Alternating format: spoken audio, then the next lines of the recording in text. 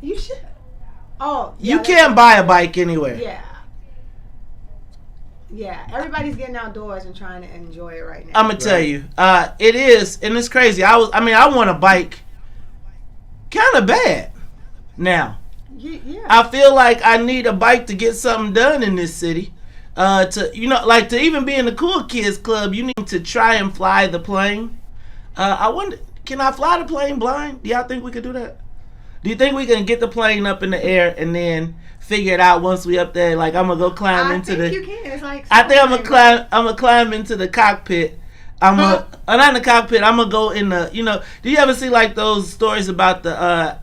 I ain't gonna even say it. Well, I actually do want to say it. You ever seen those stories about like the Africans that are trying to sneak over to the country and they climb in the wheel well? Oh yeah. And then they find them like on the way back because they make it all the way there until the wheel well comes down. They freeze because it's cold in them. You ever been on a plane? You know it's cold in the mug. It's like the movie theater, and you be like, I almost made it, and then it's like once they get there, it's all messed up. All right, you know what? Let's do this. Let's get this thing up to 60,000 feet, and once we get it up to 60,000 feet, we will continue this conversation. All right, y'all. What else we got? Did you see remote learning plan for CPS in effect? I just feel so bad for some of these kids that won't be able to even get to the remote learning because it's not possible with their parents or guardian. I don't know. When you say they won't be able to get to the... and don't get me wrong, I feel bad for them, but they've been screwed forever. That's true. The CPS... It's even worse, though, I just feel. Yeah, black kids at CPS, they just get played. They get straight up played. And I am concerned that this thing that is happening right now will not end up well for them. But I do blame their parents too. I mean, if you want your child to learn, that means you have to be a true participant. That's true. You got to be a true participant. Sometimes, though, you don't know how to be a true... I think... My parents didn't really, if I remember correctly, help me with schoolwork. Mine didn't at all. But if I brought home F, they helped me with a slap belt inside my head. I'll be honest with you. What I recall, I don't recall a lot of all of this coddling that happens for the kids these days. Honestly, what I feel like I used to get was, hey boy, you better not come. You just knew better than to come home with some crazy grades. Right? And whatever it took to get that done, you did it. Right. And your parents expected you to do a certain amount of reading yourself. You know what? I think they have taken the emphasis off of reading a little bit, though. I feel like they've taken... I used to read, I used to crave reading. Right. Like, straight up crave... Mm-hmm. Now I think everything is a video. It's a movie. They'd be like, I saw the tape. I saw the movie of it. I hope that I hope that what we don't see is a continuation of, I don't know, like the kids that, I just feel like this is another chance for black kids to get left behind, and I am hoping that does not become the case, if that makes sense. I agree with you. Definitely agree. Okay. Well, look, y'all, we got CPS reopening. How about this? Let's do this. Let's take a quick break. When we come back, we'll have everything back up and rolling, and we'll be back. Hey, this is the Maze Jackson Show. Maze Jackson, Todd Stroger, Cousin Juan is in the building, plus Sonia Escobar. Turn that air conditioning on. It's hot to the mug up in here. Yeah. We'll be back. Hope you wasn't drinking yesterday, Juan, because you about to be sweating. No. Well, I didn't drink a lot. A lot. I knew you was going to say that. But not really that much. Well, it was friends and family, so you had to try everything. And they had 10 cocktails on the menu when they wanted to try 4. Okay, 1 and 2. There you go. Make sure you straight in there. Let's get that light off. You want to take some of that light off here? I'm fine. I feel like that glare. Do you see the glare off to the... Okay. You fine. Try and be centered, though. I'm moving myself. I got you. Okay. I do this for a living. Don't get smart.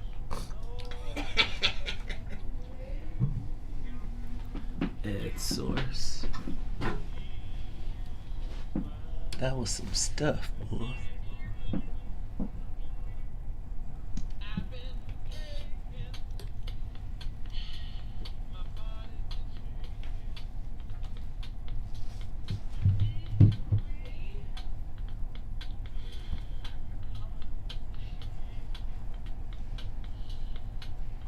You back up? Yeah. Plus.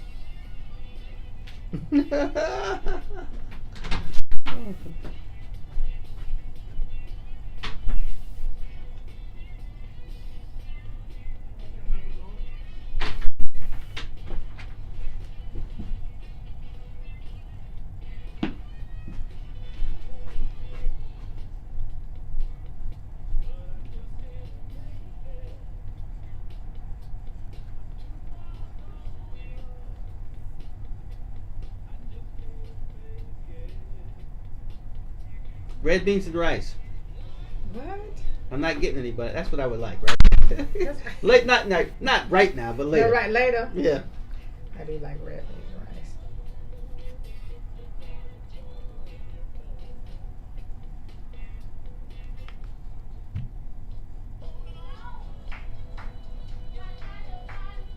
and rice. Going strong, and that's the lie. Holding on. Going strong. Yeah.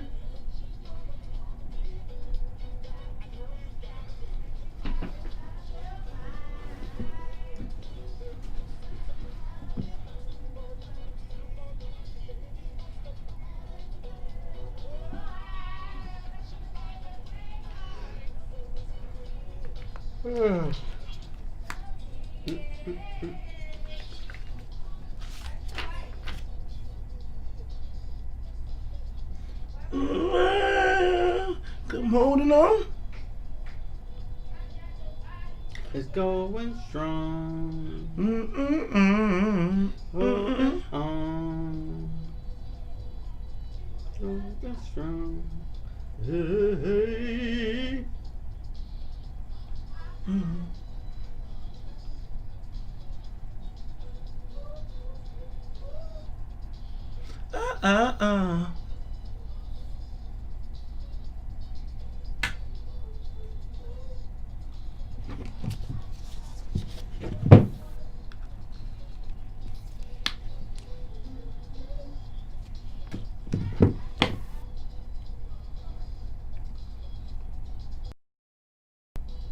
I'm holding on. Holding strong.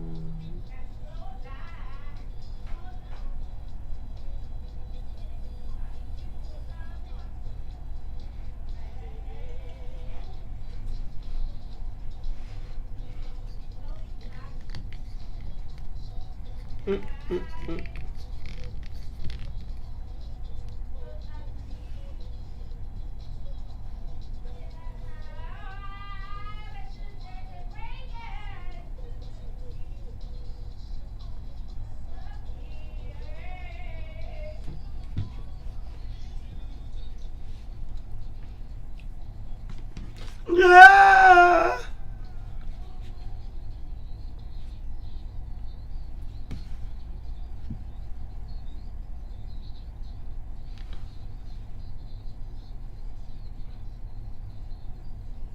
What's up, Chicago? This is your man, Maze Jackson. You're listening to What's in It for the Black People Radio live on WBGX 1570 AM. I'm going to tell you what, y'all. Got to tell you, don't forget you can check us out on Facebook Live. We are up and running. You can get us on YouTube as well. You can also download the app, Tune In. And let me tell you what, you download that Tune In app. You got to click that X So don't pay the $9.99. Don't call me up talking about, Mace, I gave you nothing. You ain't gave me nothing.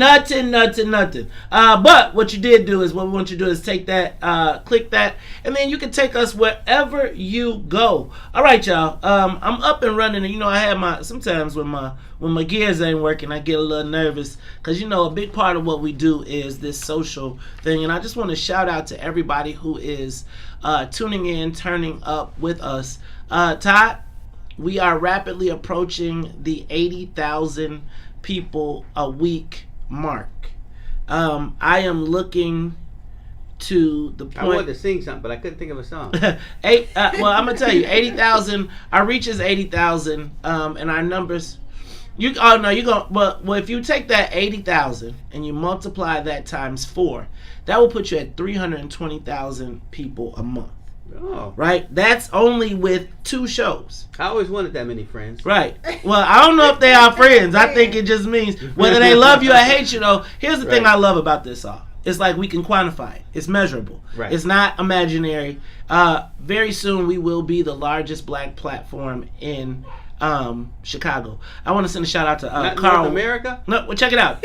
It's funny. I'm gonna send a shout out to Carl West, because he sent me a note and he said, "Hey man, I heard you say y'all gonna be the biggest black," and he said, "Don't be the biggest black." He said, "Man, you limiting yourself to not taking the mainstream advertising dollars. I want everybody money."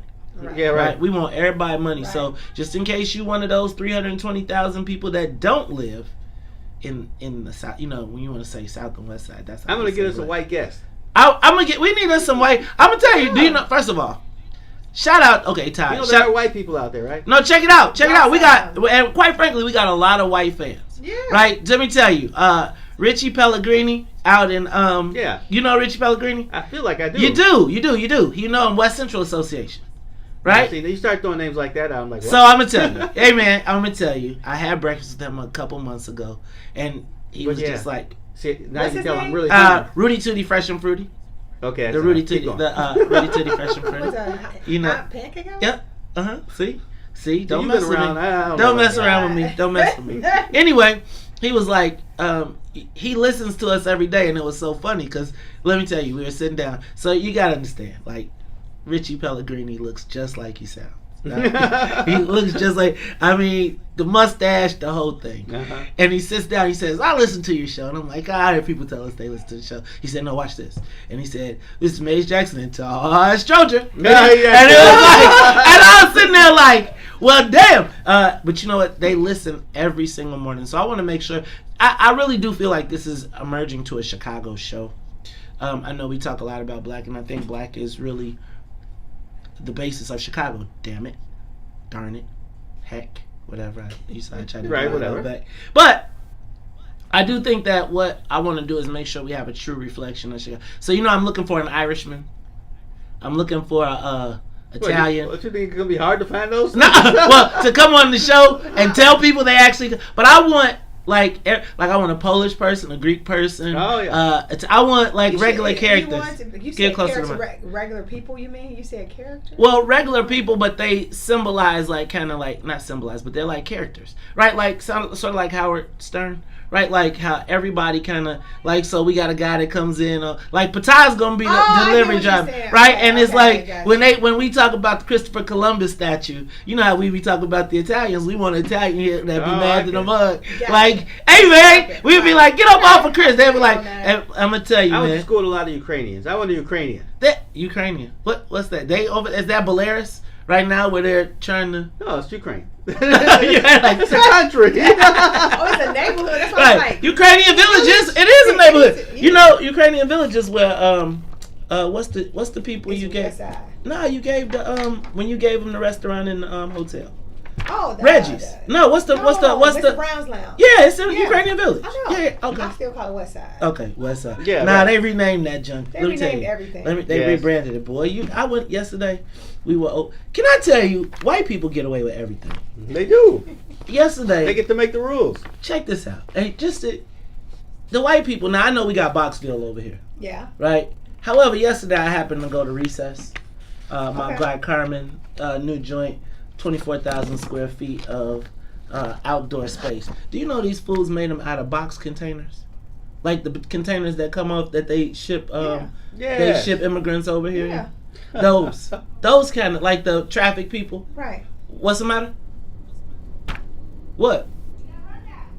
I know I got to run down. I know what I got. I'm having it right. I know what I got. Right. I know what I got. Man. You want to talk about his container? Goodness. And I went to the and I was just saying that it's just crazy to me that they get to I saw those containers and it was like amazing. What like if they built that on I mean it was like a straight up outside like they had like views of the city. Yeah. And you sitting in a box, the back of a truck. What you could do with those containers. I think we need to come up with a new program. Yeah. All right, y'all. This is the Maze Jackson Show. I'm your host, Maze Jackson. Got my co-host Todd Stroger. When we come back, we are gonna finish up my headlines, and then we will hit the social media question of the day. We'll be back after the. Wait, hold on. Let me tell you. It is the high today is currently 66 and sunny, but the high is 76 with a low of 61. We'll be back.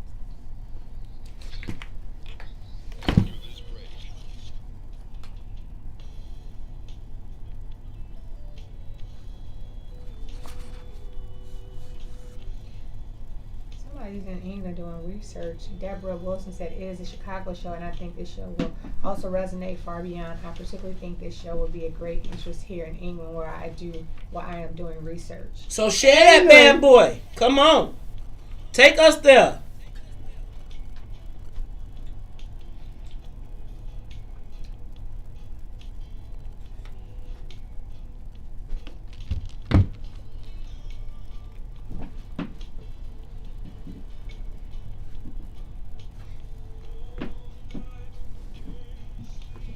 I'm really gonna hate seeing something. This is crazy. This has honestly been the first really good summer in a long time, and we've been restricted. Yeah. Can't go nowhere. Right. But it has made me embrace outdoors again. I forgot how good it feels outdoors. Hi, Verdella Walker. You know, people say hi to me on social media. I'm gonna say hi back when I see. That's what you're supposed to do, Juanito.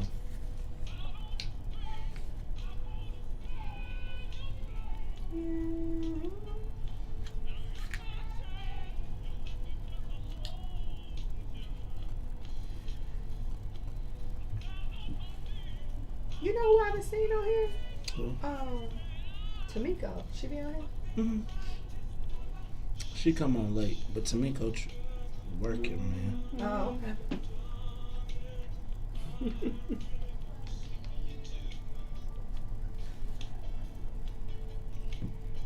Good morning, Opal. Oh, I want to say your last name, your first name, but I know I'm going to jack it up. Last name is Douglas. Entwa Dumela. Entwa Dumela. Dumela or Duel? Dumela. Dumela. Oh, that's right. Nah, I knew exactly what you was talking about. You know? You gonna ask me a question like that? He's like, Douglas is her last name. I know all Hey, these Mary. Good morning. You knew that? Yeah, you knew the name because it could have been more than one Douglas.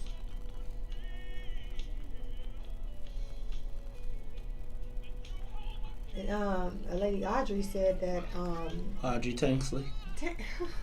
Yeah, she said in Arizona there's a shopping center made up of box cars. They got one here in Chicago. Corey Gilkey in them. Oh, I know that. That's the one. I know that one. Yeah. Audrey, you had a good comment yesterday. Something you was like, now that's a dingbat. I can't remember what it was, but whatever it was, when we talked about it, that was like. I was going through the things and I can't remember. I also want to take a time to thank everybody who took time out yesterday to send us those stars. They mean a lot. They go a long way. I just want to tell y'all, we have been cleaning up with the stars. Continuing, man, we continue this. We could pay for the show without no advertising. Y'all can get no commercials. Y'all keep this up. Shoot. I think they need a break from time to time from you. Just a little break. You know what? You know, because that voice go kind of like in a soprano kind of thing. Here we go, y'all. Here we go. Here we go. Hey, Mrs. Jackson. Here we go. Here we go. Here we go. Oh my goodness. Miss Carrie Steele, and who else? Ronald. Good morning. Good seeing you on Facebook. Ronald Rockwell, what's up, dog? Nope. Roulette. Yes. Okay. Look, he trying to show off like he know everybody. I mean, I be knowing y'all. Look, y'all part of my family. I know y'all name better on Facebook than I do in person. That's Shoot, I'd be like, huh? And then he gonna call you by your whole name when he sees you. Yep, I call you by your Facebook name. Who else is this? Good morning. Wait a minute. What? Is it Dennis Evans' birthday? I don't know. Okay, we gotta give Dennis some love. I just saw that. Good morning from Providence, Rhode Island. That sounds chess, etc. Look, he trying to just y'all. Chess, he travels. He's a trucker, so he every time he tells where he's at. Y'all do realize old people try to make sure their brain is still working, so he's like, remember this. Christopher Divine, good morning. Good morning. Now I'm bad with names, so Coleman. How you say her first name? How you say her first name? Huh? Zavolia. Coleman. Did I say it right? Zaviola. Hey y'all, this is the Maze Jackson Show. I'm your host, Maze Jackson. Got my co-host Todd, Stroger, and my cousin Juan in the building. Y'all gotta say what's up to Sonia Escobar. Shout out to everybody. Shout out to everybody who is sending us those stars out there. Send them stars to us. They only 1 penny a piece, but they go so far when it comes to making us get the, we want to have a good mic so you don't hear my, and I'm talking on the microphone. You're dead. All right, y'all, this is the Maze Jackson Show. I'm your host, Maze Jackson, and co-host Todd Stroger, as well as my cousin Juan is in the building. Hey, y'all, Randy Span, Ruthie is coming back. She is. Yeah, she's coming back. I just want y'all to know. Everybody be like, Maze, who you piss off this time? Maze ran her out. Man, they do. I know. I'll be like, and it's really Todd this time. She be want to pull her hair out with Todd. She be like, good God. All right, Todd. All right, man. I can't wait. All right, y'all. Let me do this. Let me go to since Sonia want to make sure I do the rundown. I'm gonna go do the rundown. Let me get the rundown. Hold on. Let me go through them all. Postmaster General stops the changes for now. He is stopping the changes for now. I think this is so hilarious. I think really what happened with the Postmaster General and the Republicans is somebody was like, how like when you're trying to give people the high sign, like, right. I think the Republicans was like, hey Joe, we can win this thing with this mail-in balloting. Right? They like, shh, stop. Like, wait, they want to mail in the ballots? Remember hanging shads? Oh, we got this. No, I think it was more like, he was like, what? You can see me? He thought he was invisible. Well, I do think also, I really do think, honestly, we gonna talk about this. I'm just saying, why would y'all give the Republicans bags of votes? Bags of votes in one spot. Like if I take that bag, like all I gotta do is go hit that. Okay, all right. I'm just telling y'all, this mail. No, that's Leavenworth time. Not if you the president. You ain't sending yourself to jail. Y'all say I'm crazy. No, he would, but he pardoned himself. Right. And therein is why you could pull it. And therein is why Roger Stone and Paul Manafort is out of jail already. And gave a list of everybody who helped. Sent out a list of everybody who helped. So I'm just telling y'all, I think the Republicans was like, hold on. And I'm not, I think you think of, first of all, I think the Democrats, I must still say this is the craziest thing in the world for black elected officials to be supporting. I really do. I'm going to tell you, in the next election cycle, they're going to all be crying because they ain't got a mail program. I'm going to tell y'all, before y'all throw Madigan out, do not let him erase the voter files, because they're going to pass all the voter files to all your opposition and they're going to run against you because you voted against it. But that's okay. I just think this vote by mail thing where it's like we're now making it the voters' rights issue of the world. Like now, when we never did it.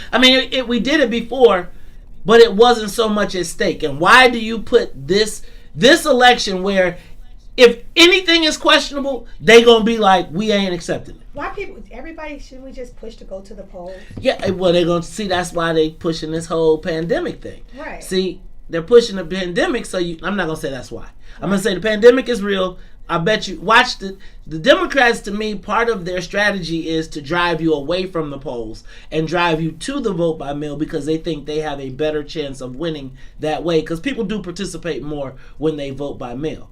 I just think that this pandemic is their way of saying stay home and vote by mail, and they hope they'll win by a landslide. I just don't trust. Go out and get fresh air. Build your immune system before you go, and just go for the 10, 15. If you got to stand in line, put your mask on, and just go vote. That's what I'm doing. I'm gonna tell you, I'm voting. I'm going up in the morning. I like getting up in the morning and going to vote. You know what I don't like either? Early voting. It don't feel like I'm a part of the process when I do that early vote in the mail. I'd be like, did I vote? I early vote all the time now. I feel like, man, Mike Madigan gonna steal some more money before I go put my money down here. Let me wait till the last day so I can really be mad. Well, the thing is, post office is so slow right now. I'll be like, did it go through? Did they get it? See? And I'm just gonna say this. Did y'all see how they pre-filled out the ballots in Vermont? I heard was it Vermont? I wasn't quite sure what that they meant. pre-filled. So basically, you know how they send you your vote. You know how you get mail and they print it from they sent you a pre-filled out voter ballot and said just drop it in the mail, pre-stamped and everything. But then they was getting the wrong addresses and everything. And so I just feel like, how do they weed out the bad votes? And if you, I'm just saying, I want to see the process from soup to nuts. When you talk about, we know these, man. Let me just tell you, soups to nuts. Soup to nuts. That's because you. That's because you went to Collins. Soup to nuts. Soup to nuts. So I'm just. Old. It is old. I know. It's old. Nothing to do with my school. It's old. Is there even a Collins? Oh, it's a Collins Academy. Thank you very much. Academy. They upgraded. Right. Academy. Right. They got like 17 instead of just high students. school. 7 students. I'm saying All right. Did you see Trump pardon Susan B. Anthony? Yeah. I didn't know she was in jail. Is she like? He got a pension for pardoning dead people. Was she like 300 people? 300 years old? Yes. I don't know how she like 100 and something. She was the women's suffrage movement. Right. Can I just send out this? Can I just say this? Brandis Friedman is very, very quickly becoming the champion of black people on as close to network TV as we got. You're right. And she's a Dillard grad. I'm just here to tell you. I need to say, Brandis Friedman has truly, like, she warms the cockles of my heart now. She asks the tough questions where I'm like, ooh. Dang! Are they going to answer? Man, yesterday, when they were talking about the women's suffrage movement, did you see it? And the white lady was like, yes, and it was the greatest thing ever. And she was like, yeah, but it didn't really work out for black women. And then she had follow-up. Yeah, she double back twice. The white lady was like, that's not true, right? And I'm going to tell you who else. Pay attention to Brandis and the mayor, right? Did you see the time the mayor tried to lecture Brandis on there? Oh, she wasn't having it.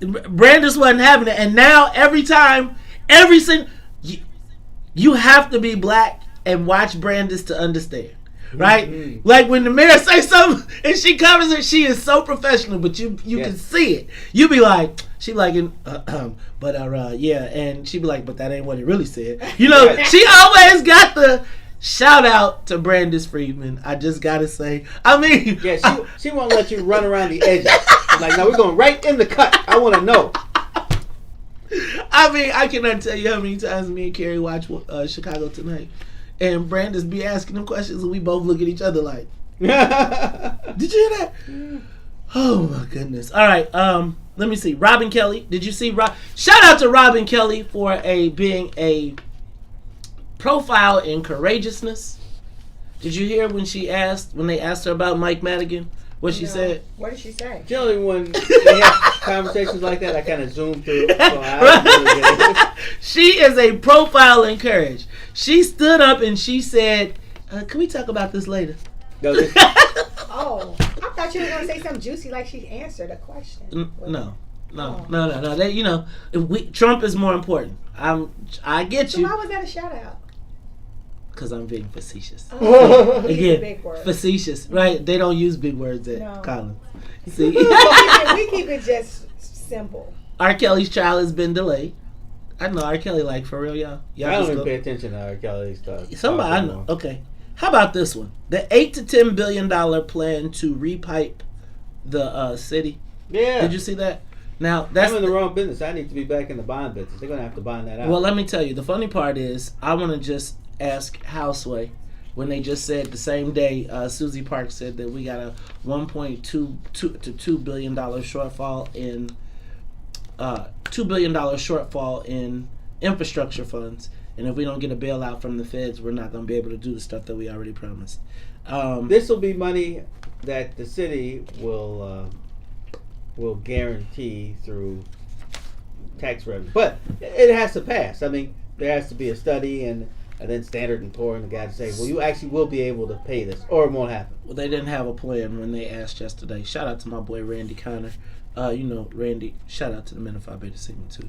Randy. Shout out to my brother Bruce Teague, who's listening. Okay. And watching. You could shout out. What's up, Mayor Teague? How you doing, That's sir? my brother, the man. Her brother is a mayor in Iowa. Oh, really? Iowa City. Yep. In Iowa City? Yeah. Right. I hope. Isn't that where you are? Yeah. I mean, University what do they of call Iowa. that? University of Iowa. Yeah, right. Hawkeyes. Whatever. Man, Yes, he's the mayor. I need to be in the bond business. I need to go to Iowa City. Man, I'm just saying. See, we got to teach the brothers how to hit the brothers up. Anyway, the thing about this $10 billion bond, this thing, there's a way to fix. I want y'all to know there's a way to fix. Tell your brother I'm selling some mops, and they work really good. And Man, we need to. You know what? We need to check that out. We need to come. I need to lobby in that town. But I want to just point out the fact that Todd, with this $2 billion. The $8 to $10 billion plan. Do you know there's ways to fix this, to get this done without spending that type of money? But we're still talking about the pipes. Yeah, but here's the thing: the plumbers. Well, no. Here's the thing: there's new technology. May's got a jackleg plumber. No, I don't got. I don't have a jackleg plumber.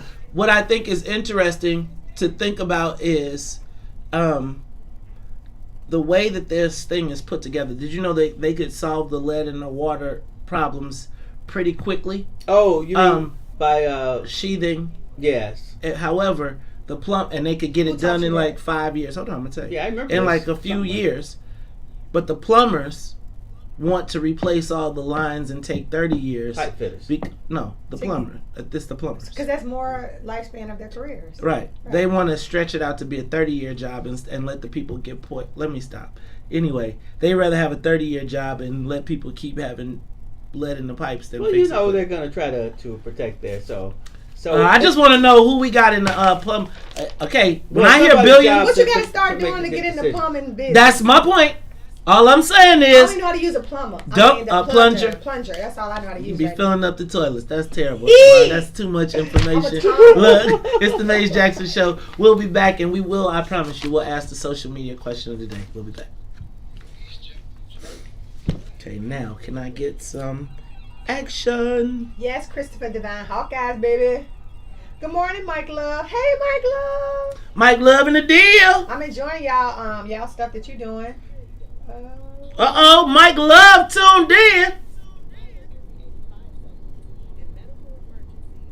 He said he got to check out Brandis out after that co-sign. Oh my God, Brandis. I got. Oh my God, I promise you, Brandis. I was like, you know what? I was not feeling Who Brandis. Who is she affiliated with? She WTTW. WTTW. Okay. Chicago Tonight. Oh, the show you sat in on a couple times. No, they won't let me on that show. Why didn't want you on that show? Because it's the bashing of white liberals, and I talk about them worse than I talk about Republicans, so they be mad. However, let me just tell you.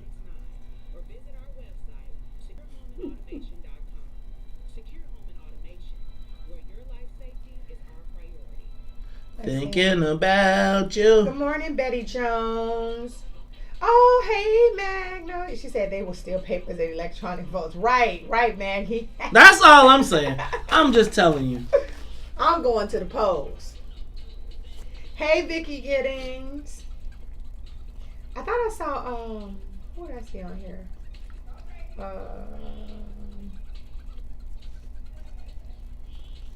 Hello, Miss Towns. Hey, Mr. Richardson, Artie Richardson. Deborah Vines, what's up? I need to get on your workout plan. Because you looking good. Hey Kenya, when you getting on that bike and coming out? I see you on the lake all the time. When you coming on that bike? Oh, I'm sorry, Miss Coleman, you know it, Coleman Zavolia, Zaviola. I said her name right already, Zaviola.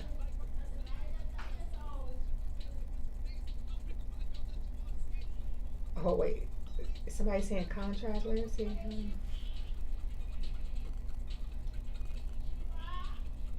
Hey, Cohart. Shout out to Crucial in the building. Crucial Convert. You know what? I really want to get them on the on your show. They'll come. I want to. We did a podcast one time, but I want to get them to come on the show. I actually want to do a Chicago. What? Mike Love says Mike Love and Diz. I didn't say the Diz. He said he didn't say the Diz. Maybe I said. You said it. I said and Diz. Hey, Tina Glover, Wilson.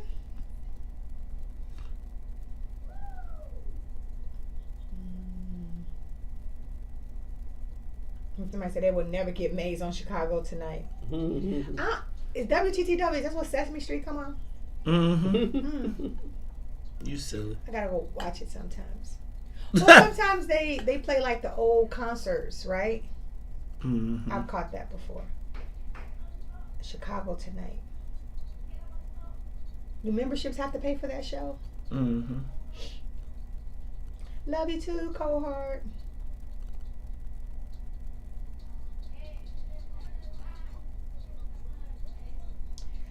Hey, Henry, tell Kobe I said what's up. Tell Kobe, please get on social media.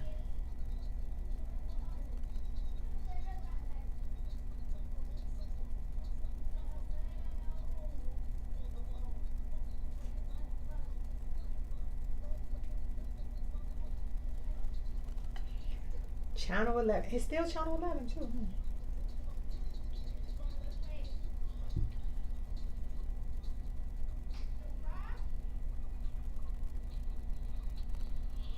We need to do some kind of program with the pumpers, pipe fitters, and sprinklers, the union.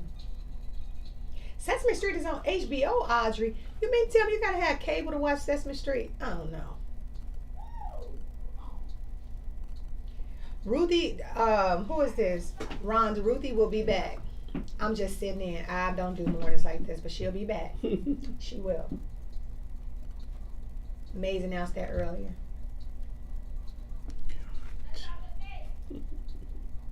Kobe watching on YouTube. What up, Kobe? Then on YouTube. Sesame Todd, Street. move. Sesame Street is on HBO. What? Okay. We.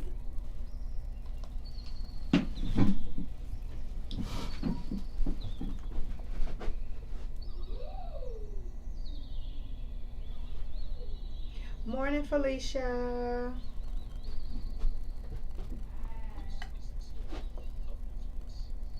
Uh-oh. Hey, my cousin Layman.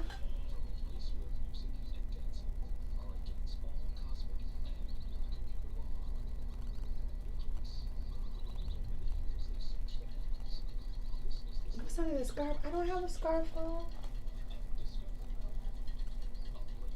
I'm gonna work out after this.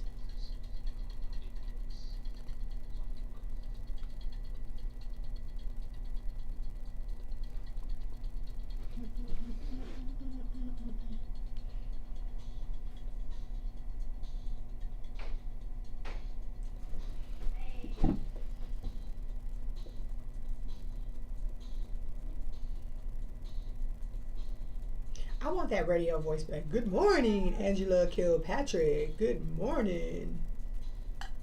That's a really good name for radio. Angela Kilpatrick. That was a guy named in Power. Kilpatrick. James Kilpatrick. Yeah. Oh, under this hair wrap. I just been like, it's 5 in the morning. Who wants to do the hair at 5 in the morning? You see the back? See? It ain't. It's just lay down. That's all. Oh, I forgot I had a scarf on my head. I call it a bandana.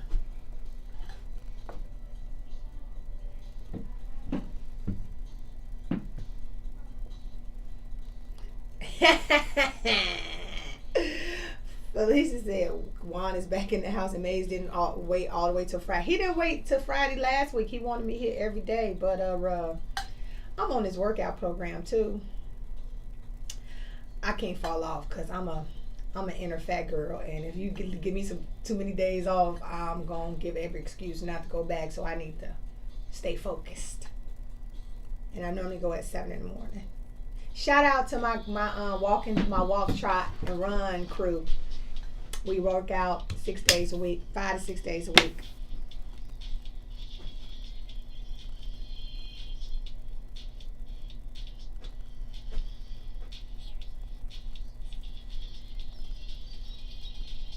I did my hair on Friday because that was my debut. If I come back again, you're going to see this is my normal do.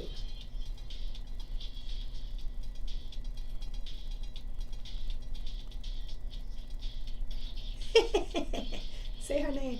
Not last name Douglas. What's her name? Not Antoine Dumela. Antoine Dumela. Like you.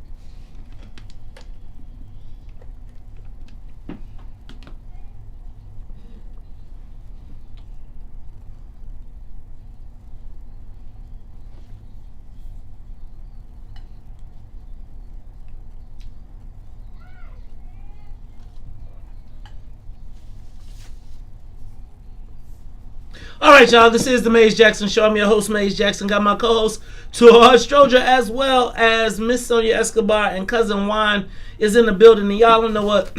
I'm asking the social media question of the day. We ain't got a lot of time for it, but I'm going to ask you anyway. I've been watching the Democratic National Convention, and I'm just going to be honest with you. I have not been super inspired.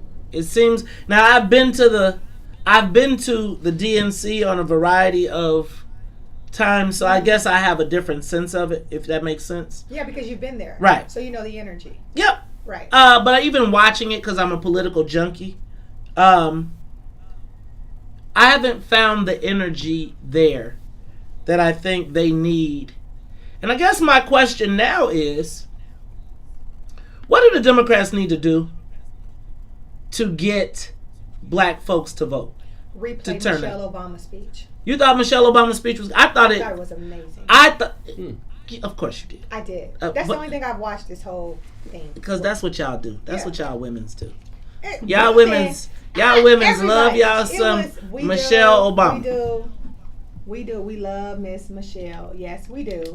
And I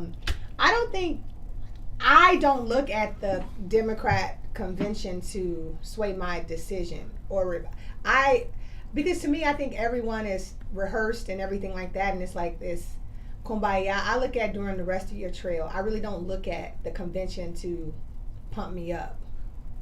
You don't look at the convention to pump. Okay. No, I just look at the highlights. So if somebody's people talking about it or it's trending on social media, then I'll go YouTube it or something. But me to sit there and watch it, no, bro. I was at a restaurant yesterday chilling. I wasn't into that.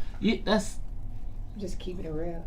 Well, the convention is a big rally. I mean, that's what it is. And So that's what they're missing. Everybody getting together and saying, "Woohoo!" Yeah, for the God, people great. that love that. For the people that love that, like me, I wouldn't care about going to a convention because to me it's a bunch. Yeah, of you people would talking if you about went. it. If No. you went one If it's time. now if it's a good party there, I'm. Now I'm cool gonna tell with you, one, it's so Right. many good parties. Best parties you ever been Right, to. I would enjoy that, but people talking just politics and stuff like I'd rather you just talk to me. Okay. You don't have to win me like that. All right, so here's my thought. My thought is, I think the Democrats are having a challenge, in my estimation, creating the necessary energy to win this election. And I was watching. I'm curious though, like, what do they need to do to turn out votes? Like, Todd, do you feel like the black community is inspired to vote right now? I think Trump gets his ears boxed, and people will be surprised. People are going to come out and vote, and they don't really actually need this pomp and circumstance. Right. They feel the threat. You think? Yeah, they feel the threat of the ovens. Yeah, I think like with me, everyone was anticipating a really good, like a person that we were going to get excited about, a vice president. And so once it was so many mixed reviews, I think people had to process it. And then it's like that convention came, so it was just like we still trying to process the Kamala. How you say her name? Kamala. Come on. Like common. Like a Kamala. Choice. But I don't think, like Todd said, I don't think that you have to pump people up. I think people just want change. I think you just stay the course. I don't think you need to do all this. I'm going to do this. Like, I think you need to tell people what you're actually going to accomplish. Try your best to try to do that. But other than that, you don't need to convince people. People already want change. I think you're in the right space. I think we got to talk about it when we come back. And then when we come back, since we was talking about y'all women's, I want to talk about y'all women's again. You know what? I was just looking at the math, Todd. Do you think black women are really the most powerful force in politics right now? If you think about it, like in Illinois politics, White women are always, because you don't know what the heck they're going to do. Okay, well, let's talk about it when we come back. This is the Mae Jackson Show. We'll be back. Good Lord, y'all. I'm straight up working technical difficulties out this. Right, we done went down, came back, went down. I think I got to figure out these. I got so many crossing Wi-Fi's. I got to sit down and just go through it all and just jigger. So are you still on live or no? Yeah, we never went down. Oh. Like, that was the whole thing. Keeping us alive while...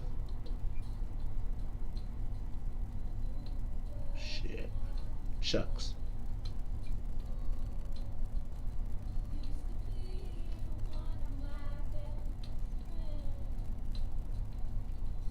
Alvin, I agree with you. They need to support a black agenda. Like, tell us what you're gonna do. Like, I don't. That's what I'm asking. Yeah, that's what I was trying to think get from y'all. Yeah, they need to just say what Todd, he's can you going move to do. again? Like, I don't need to hear like, Okay. we need to get Trump out. We all know him. That's. I feel like that's my point. I feel like right now, I think my point was reiterated yesterday on. Please tell me I didn't lose that camera again. Okay. Your camera? Was it your camera you thought you lost? Yeah, I got It's it. just brighten it up. And you'll come in focus.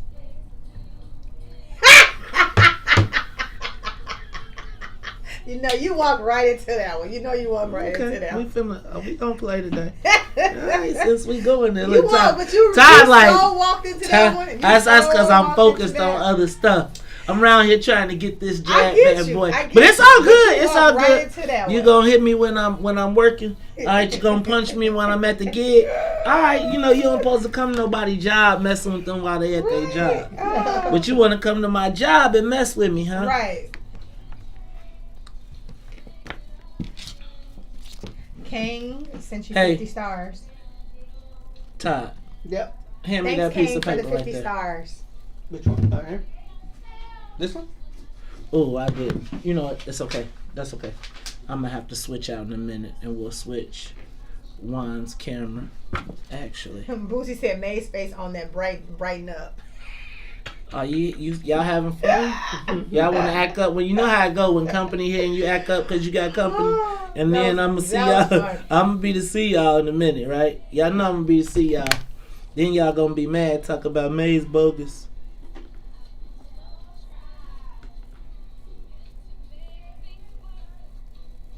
Yeah, I think they need to stop that agenda. We want everything Trump. I agree with Alvin. Is to say what y'all gonna do. Hey, Darnisha. Hold on. I was gonna say I don't need nothing. Yes, you do. What I need? You. Oh, you need to charge. I'm swapping out. I just need to. You can fix it how you want to put it. Oh, sorry. Whew. Ooh.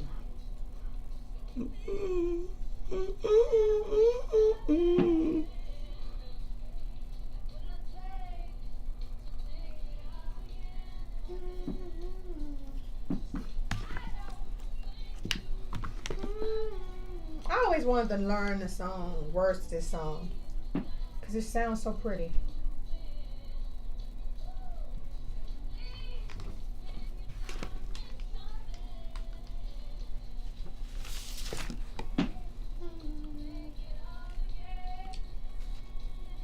The King sing you another 50? Good morning, Mike Brown.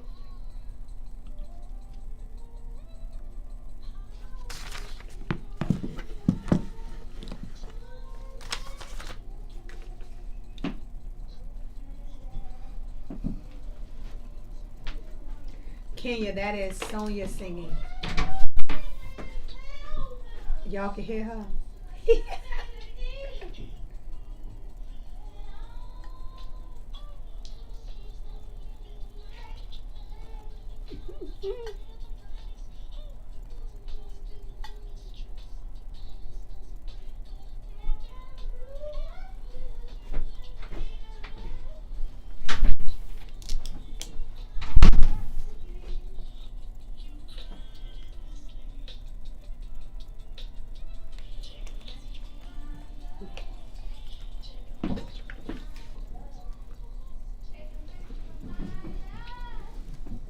Good morning, Karen Davis.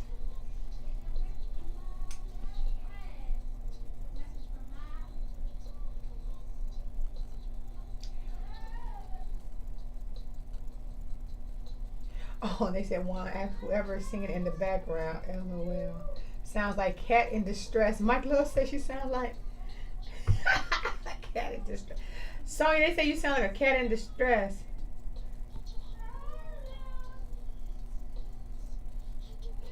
Nelda, it's too early in the morning. What do I love about Michelle Obama? What can I say? She is a strong, powerful black woman. I don't have nothing bad to say. I love the way she talks. I love her presentation. She's convincing in everything. I love everything about her.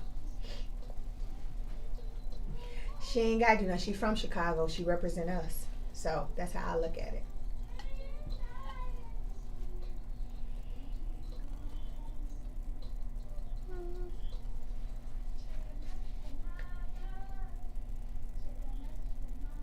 Good morning, Karen. Oh, Karen. Marietta, Georgia.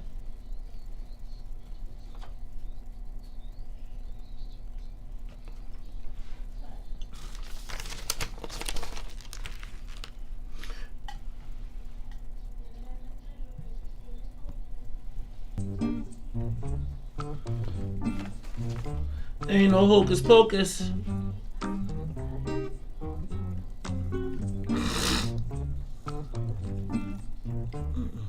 Aha.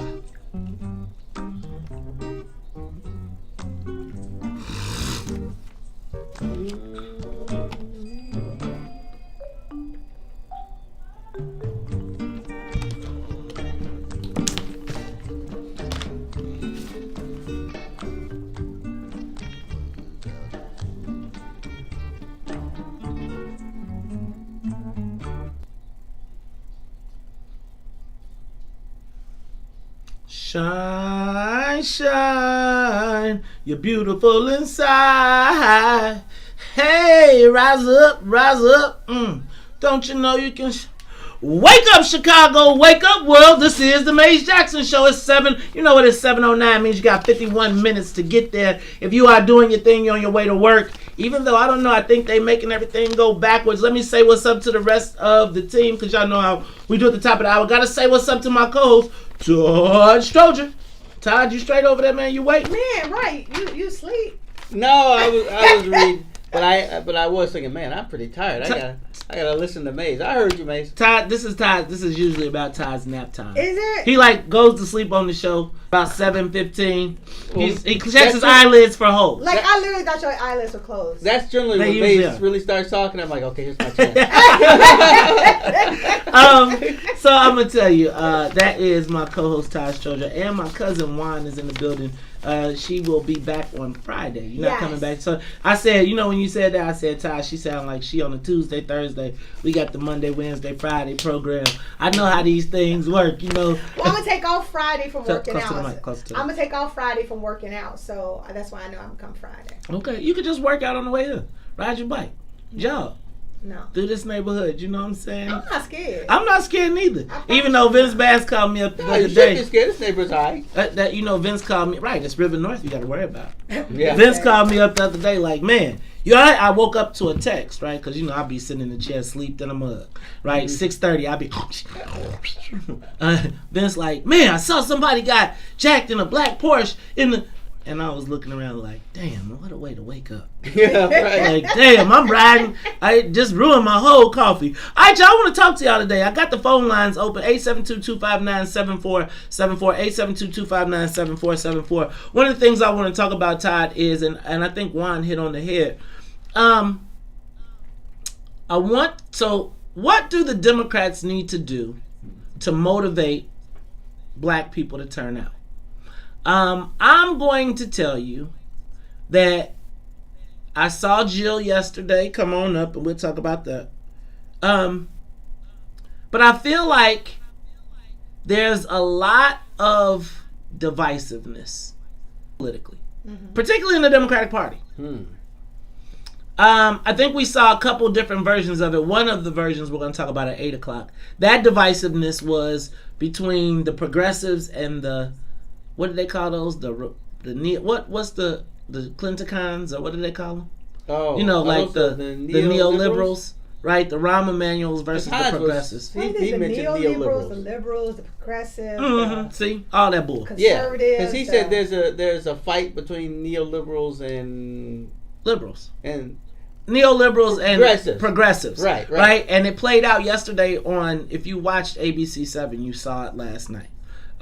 What's my girl? I gotta think of her name. Yvette. Dagnabbit. What's Yvette's last name? Yvette Simpson from Democracy for America, right? Versus Rahm Emanuel, who is the Clintocrat. Right. And that debate played out. He's a what? Clintocrat. What is that? A Clinton Democrat. I made that up. I'm like, that's another party? I just made it up. Shoot, it is a party within the party. It was, you know what the Clinton-crats are?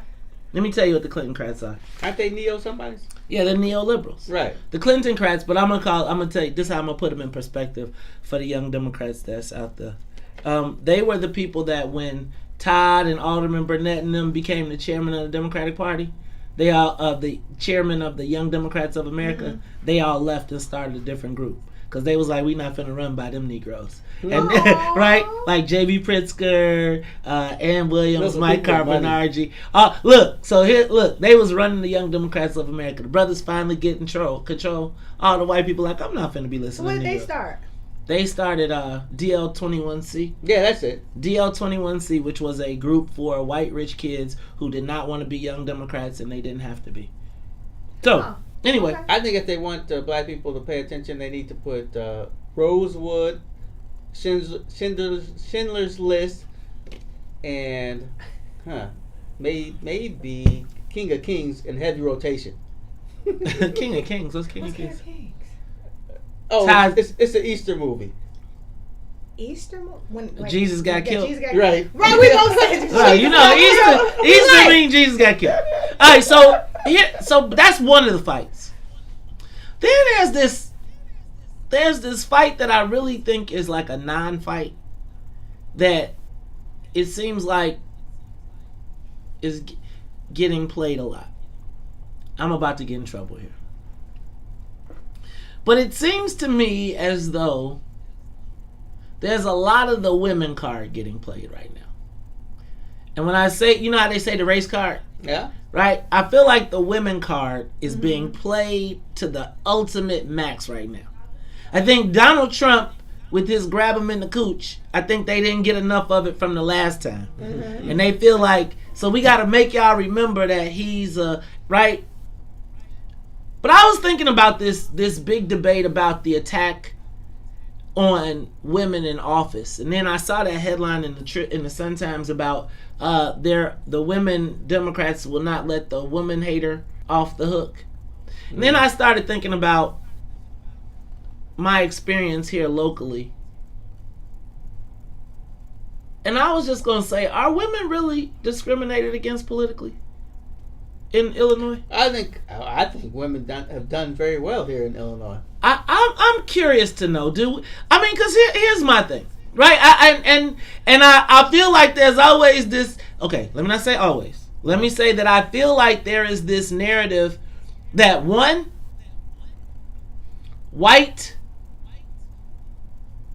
that black men are the enemy of black women, or after all the years that they've supported us, that we're not supporting them. I saw that comment on Facebook. I see it on Facebook all the time. I can't say that to politics, but I can say that sometimes on what I do. So I probably is true in politics as well. To some extent, not solely. You know what? I don't necessarily agree. Okay. I think politics is a different space, and I think I would almost argue that black women in Illinois should be the most powerful political constituency in the state. And let me just hit you with, we got the mayor, black woman, right? City treasurer, black woman, right? Clerk, Latino woman. Not that counts, but woman. She counts. Not for us. Oh. Then we go to the county board. Yeah. County board president, woman. Right. Right. State's attorney, woman. Right. Recorder deeds. Recorder deeds. Clerk. Oh, right, they merged the spots. Right. Woman. Right. Yeah. President, MWRD. The clerk is the same now? Oh. They merged. President, MWRD, woman. Right. Lieutenant governor, woman. Right. Where's the description? And in the event that any man leaves office, he is replaced by what? A woman. Black woman.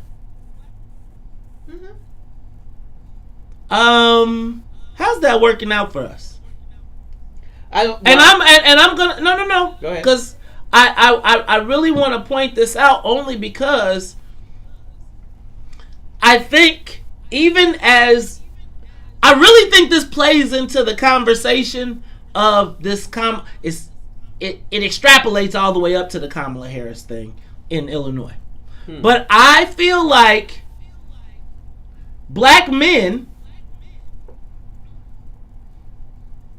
don't really have a true place in the power dynamic, because at any moment, if you get out of line, there is a black woman that the white folks will recruit to take you out.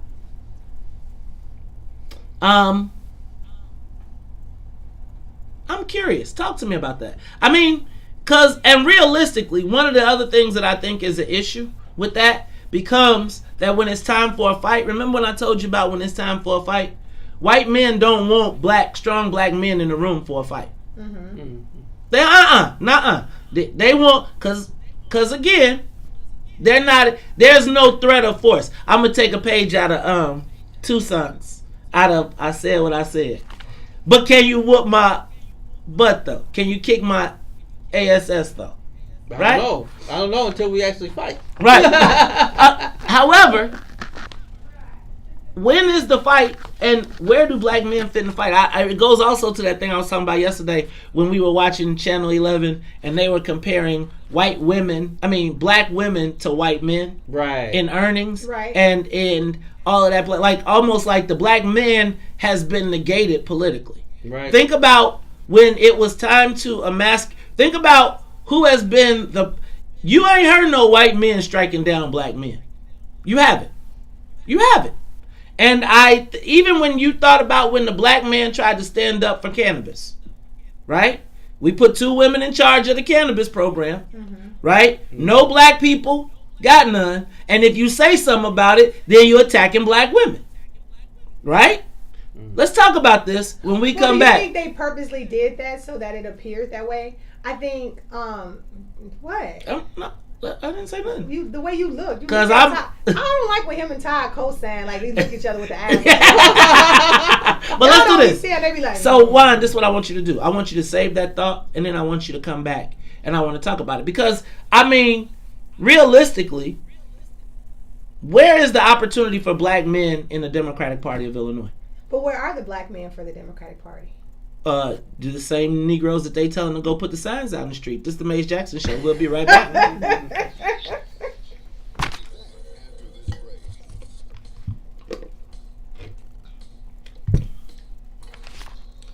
Man, I was talking to a white guy yesterday. He was telling me about, he was saying how he don't get nothing from the speaker now. But he used to?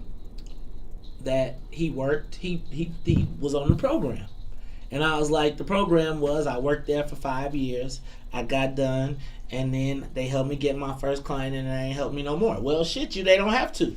They helped you get the first $15,000 a month. That is a great ground floor for any freaking body. 15,000. Oh my goodness, that's right. And a guy I know who talked to the speaker. He said the speaker said, "What you need is a base, so right? You can pay your bills and do your things, and then you build from there." Exactly. So wait, while Madigan is out, who's replacing him? Nobody's out. What? Madigan ain't out of nothing. Oh, ain't your people. Yes. I'm telling you. I just haven't seen normally you've seen him on somewhere on TV or something, but you haven't seen him. But I guess because of COVID, the people haven't been in session. Is that why?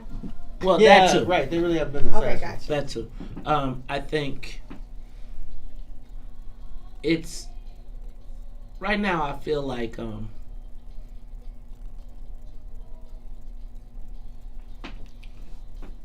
if you take out Jesse White and you take out Kwame, and they're looking to replace Jesse with a woman, right? Oh, you know that. I think everybody is. Except I think the downstaters are like, we're looking to replace Jesse with one of us. And downstaters tend to be men. Yeah, I feel you. But I think if they're going to be if a downstater is trying to get the speaker spot, right? Then they're probably going to. Well, I don't know about them. How old is Jesse? Like 90? Nobody knows. No, he's not that old. Oh. He's in his mid-80s, but Close to 90. Yeah, might as well be 90 then, yeah. He's done phenomenal. Ain't nobody see. I ain't saying nothing. Hey, you seen the birth certificate? I'm saying, there's a certain time when they didn't even put the birth certificate. He's like with that lady just got parted.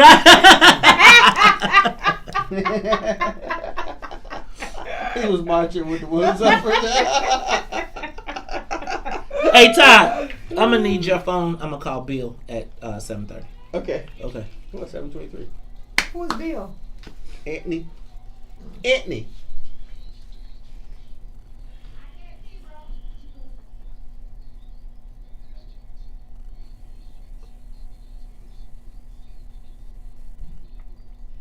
You are listening to the Maze Jackson Show. I'm your host, Maze Jackson. Got my co-host, Todd Stroger, plus my cousin Juan in the building. Hey, Sonia Escobar on the wheels of steel. I'm still trying to get your white balance together, Sonia. Y'all look at Sonia on the thing. It's like I'm trying to get the contrast. Juan throwing our color scheme off. It's like that forehead shine. I need no adjustment. Right. It's like I just keep having to move the Perfect camera lighting. back. You and Ty got the same forehead size. Hey man, I like my forehead. No, my Maybe say anything you want about me. I don't care. He's the one. Look, we haven't touched our adjustment of the lighting. Only he has. Yeah, he's right. been working it. That's okay. That's all good. Let me ask y'all a question though. And Juan, you was about to say something. So, I mean, I was just thinking, really the only black men in power in the state, Kwame Raoul, Jesse White. Mm-hmm. That's right? It. And Kwame Raoul, and we're just we're discussing Mr. White's. And Mr. White, and if you listen to the women, I think everybody from Juliana Stratton is trying to replace him to Juliana Stratton, Anna Valencia. Everybody thinks, and quite frankly, if the white men get to decide, they're probably going to try and pick a woman to replace that position.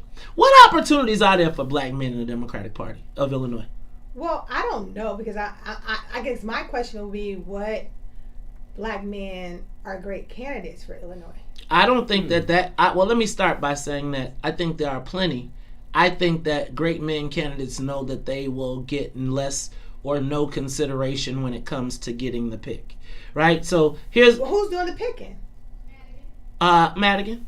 Okay. Quite frankly, Madigan, supposedly the committeeman, but again, whoever gets picked has to go walk up Madigan's back steps and ask to be blessed in, to be thanked, so that they can feel like it's all good. So again, you got to think like this.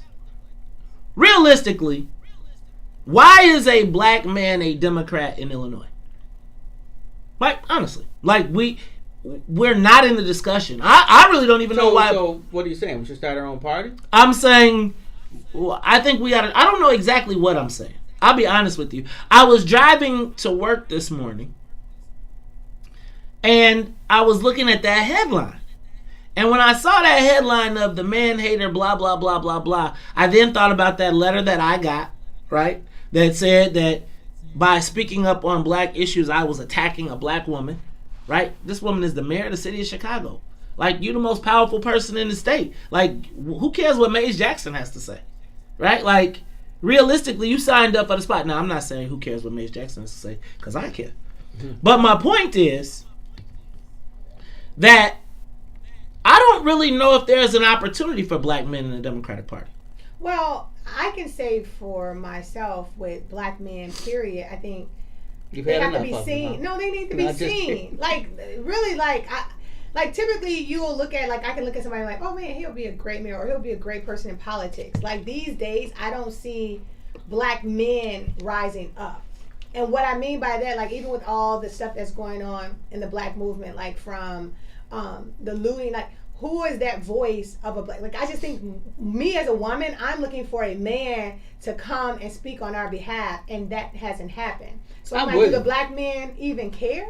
I'm with you. Somebody needs to grab the sword. Somebody needs to grab the sword and say, look at me, I'm saying this. I don't care what woman is in politics. You're going to always, because it's just our natural thing, you're still going to look to a man to be that covering, to be that protection. And right now, I don't see no protection from black men, and I want to see it. So that's interesting, because I feel like I'm always in the fight. And I think I'm in the fight probably because of my personal associations, right?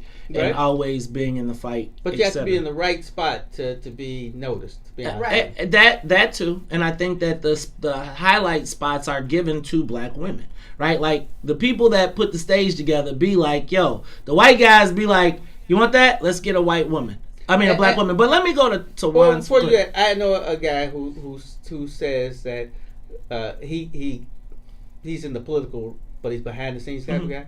He says that he finds that when black women reach a certain position, they don't want to hear from a black guy giving advice. It's almost like, why are you trying to tell me what to do? Exactly. Right. Like, and it reverts back. The reverse, if a black man was in power and a woman said something, would you want to hear her? I think that most black men look for black women when they get to power. I would tell you that every bit of advice that I have ever been given, and even is that you, like, for black men, they often, and I'm going to say men in general, but I'm going to use this in black men. Almost every black man that I know in power has a woman by his side to keep it, because he might have all the great ideas and but the woman is like organized and focused, and I don't mean that is a bad thing. Right. I don't know if there really is an opportunity for black men in the Democratic Party. Not in Illinois. And don't you have to make your opportunity though? I think you make your opportunity, but I think what winds up happening is, first of all, we know that we just saw it with ComEd. We just saw it with ComEd, right? We saw it. I go again, Ken Duncan. Right? We saw it. We know how it works. I like Ken, but if Ken's leading you, we're all in trouble. I'm not suggesting Ken Duncan is leading you. What I'm suggesting is he had too many fights with too many people.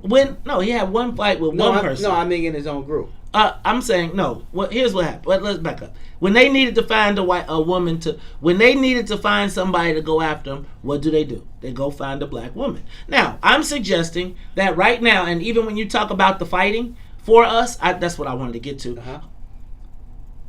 Think about when Jason tried to speak up on the cannabis. Just on Who's Jason? Jason Irvin, the chairman of the Black Caucus, and he stood up for black. And who cut his nuts off? Who? Mayor Lightfoot. Oh, right, a black woman. Think about she goes both man woman because. Okay, so see, but that's part of the problem is I feel like women get in power and they gotta be harder than the men, so they gotta prove to you that they ain't gonna take no stuff. And anyway, let's do this because we're gonna talk about it. We're gonna talk to another brother who took a whack from the mayor. We're gonna talk to 9th Ward Alderman Anthony Beale. I'm gonna give him a call when we come back. We'll be talking to him, and then we can talk about this budget, what's going on in the city. Are we even safe? And then. Where are we going? What are the aldermen doing? What are they saying? Because, good Lord, things is getting tough around here. This is the Mace Jackson Show. We'll be back. Todd, Cousin Juan, and Sonia Escobar will be back after these messages. Let me get your phone. Tizard. Tizard. Let me get that fizz on. The shiz on.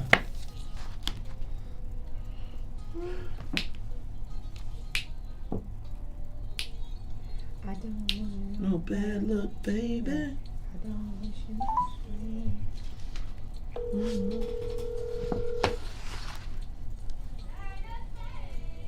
Are there a lot of black aldermen men?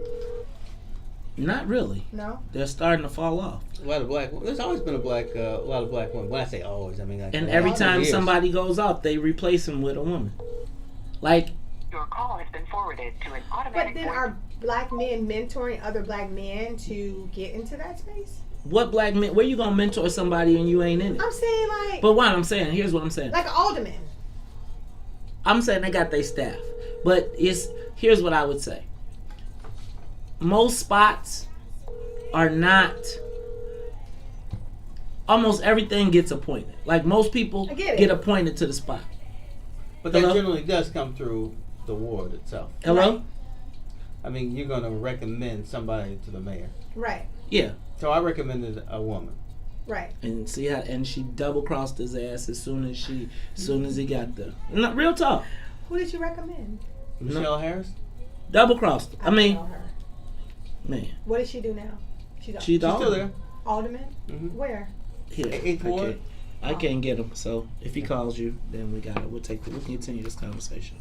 And it's like, you can't say that out loud, because if you say that out loud, then I'm bogus. Like, he can't say it out loud, and everybody look at me like I'm crazy, but I'm saying, damn, in the world of politics where I came from, what happened to Todd, the Todd situation infuriates me every single time I talk about it. And it's like... Why? Because Todd's father and family made every fucking body in that organization. They were the loyal Democrats through thick and thin that took all the kick ass for being the sellouts, whatever. Right. But they put families through college, everybody. Right. His dad, all these people that were there. If you go in the office, they got pictures of how great the 8th Ward was. It was because their family built it that way. Right now, I'm not saying that everybody else didn't participate, but the whole premise of being part of an organization is that, like, if he didn't win the county board, you got a person that's still in play that's supposed to make sure that you don't fall off. Right? And I'm not saying you fell off, but it's like I think of Alderman Burnett. Alderman Burnett will almost be embarrassed. And I don't, but he would be like, man, Todd came from our organization. Right. We got to figure out a way to make sure he's whole. Right. Now, there are other ways that people, and as simple as they could have leveraged him to get a board appointment, a commission. Them boards and commissions, Todd should have been making $170,000 a year as a member of the Illinois Pollution Control Board, and they should have just said, man, he's straight. Right. Period. That happens for white boys. Right. That don't happen for black people. And then it pisses me off because we got all these women walking around talking about they empower, and black men are busted. Like, you talking about that, but like the black man that stands up gets his ass kicked. Right. Like, I fucking was trying to stand up because black women were getting assaulted by people that the mayor sicked on them. Right. The black women were the ones saying, Maze, please stand up for us. It was black women talking about you a black woman hater. And I think we know black women are the most educated, right? It's like they give you a head start so that they can use all of that. There is no opportunity for a smart black person, independent. I'm not gonna say there's no opportunity. What I was taught was that they always look for the dumbest black people they can find to appoint, right? Now, not saying that the ward picks somebody, but if the mayor of the city, they want somebody they can control. And quite frankly, if you sit in a room full of union bosses and they talking about what the fuck they want or what they gonna do, right? You ain't got no black dude standing there that's like, man, fuck y'all. So let me just wrap this around my head. So aldermen's commission, like pretty much these people like are handpicked, and some of them, I don't know if all of them are in some way controlled and picked, right? Well, the majority of aldermen at one point were appointments, I would say. Right. Like 38 out of 50. Right. Yeah. But okay, so what is because like how much an alderman gets paid a year? 170. 170? I'm in the wrong business. Oh no, 120. Okay. I'm still in the wrong business. Bye, Maze. So is the 120 plus the power that they enjoy to be controlled? Yeah, No, it's a powerful position. It's a power, yeah. They're killing the power in it. Yeah, they're trying to make it. They're Right. trying to give all the power to the mayor, which I never quite understand. Cause they've been bred that way, bro. I keep telling you. The answer is to get along, to go along. You always been taught, no matter who the person is. Well, you say good things about my alderman. I haven't met her yet, though. Jeanette Taylor? Yeah. I like Jeanette because she fights. Right. She like, I ain't going. Nope. Yeah, She be like, nah, hell no. Just like she just be like, no, I'm not accepting that. Yeah, I gotta meet her. You do. Yeah. I call her my best friend in my head. Oh, really? Okay. No, my aunt loves. Look, I didn't even know what your like. I was younger, but I didn't know what your dad did. But she talked about Todd Stroger all the time, and he always came to our church. John Stroger. John Stroger. Sorry, we called him Mr. Stroger. Right. Yeah, it's like I'm gonna tell you though, I didn't. Mr. Metcalf to the day my dad died. Yeah. He never called him Ralph or anything like that. Like he knew her name. She used to always be like, but I didn't know what he did. We just knew him as Mr. Yeah, there was a time when all black people seemed to know each other. I mean, Yeah. if you were doing anything, then you knew Yeah. some other black guy who was doing something or a But woman. my aunt, she was just like, my Aunt Frank, she was just regular, just in the neighborhood. But he used to come in the neighborhood a lot, I guess. But this is on the west side. Yeah. She lived on the west side. Yeah, he wasn't against the west side. It's just Ricky Henderson. That man is crazy. Is he still living? Yeah, he's still alive. Oh, okay. I just, Yeah. He's still semi-loud. He's older, so he's not older quite now. as loud. but he's Ricky still is loud. just what does he do? he was a state senator. Okay. He retired. Huh? I said he retired. Yeah. From government. He got his 30 years in or something. I remember when he beat what's his name? Good Butler. morning, Randy Span. Good morning, Dorothy. Good morning, Jeanette Braids. You know, Mr. Dunn gave Ricky his first job, right? Yeah, I mean he was part of. Remember that was the area. I don't know. He gave him his first job. Hi, but Benjamin. Yeah, he was a treasurer. in my life. That's my guy. That's my guy. Laid back in my tenderness.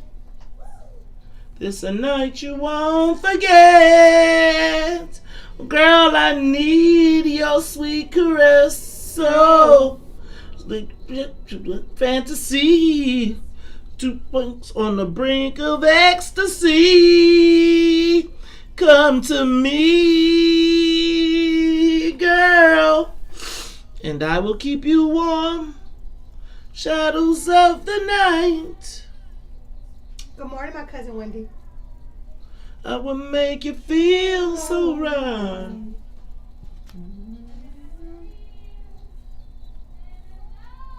Kevin, how you gonna say, well, certain women gotta feel like they a man, huh?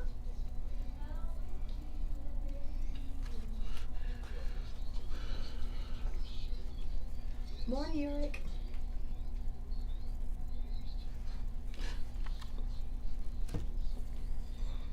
That word, vociferous. That's a big word, Juan. That Vociferous. is a big word. Hey, y'all. This is the Maze Jackson Show. I'm your host, Maze Jackson. Got my co-host, Todd Stroger. Oh, dang, Sonia, I just lost you. Let me tell y'all what we are doing. Our thing live on the Maze Jackson Show. It's my cousin Juan. We were supposed to be talking to Alderman Beale. He did not answer his phone, Ty. He might not mess with you. I think that could be it. He might just be like, I am not messing with that Todd Stroger. I thought you said 9:30. Right. That, you know, that's what do. You know the brothers do that to you all the time. They be like, oh man, I thought you had. Now you know I've been on from 6 o'clock to 9 o'clock since it's been going on. All right. So anyway, I want to continue this conversation. I want to, Sonia, I want to go to the live line because I want to talk to some of our callers. I want y'all to talk to me about black women in political power. Are they the most powerful political constituency right now? I think they are. I mean, they got all the spots. Let's go to the live line. You caller? Hey, this is Tony. Oh, Tony, what's going on, Tony? I'm going on. My wife was on break, so I really did hear a lot of you guys' conversation. And thank God you didn't say anything that could kind of jeopardize your career. Because I really heard everything you guys were saying. But in a nutshell, man, you know, the black women have basically made a pact with the white men and have basically sold our community out. And I don't care what they want to say, they can say what they want to say. These black women have gotten in a position of authority, and they will S on you. They'll do everything they can just to please that white man. Oh, you sound like you just hate black women. Keep talking. I hate black women. I would never say I hate black women at all. I'm talking about these women that have gotten themselves in a position of authority where they control the dollar and they control jobs and they control opportunity. You know, you have some of these black women that have basically been the face for the white man. They get in front of the cameras, they do everything, they carry the water for the white man, and then they turn around and what happens? They go shopping for some pumps. Oh. They only take care of their own family members. And that's it. Everybody else in the community is left out.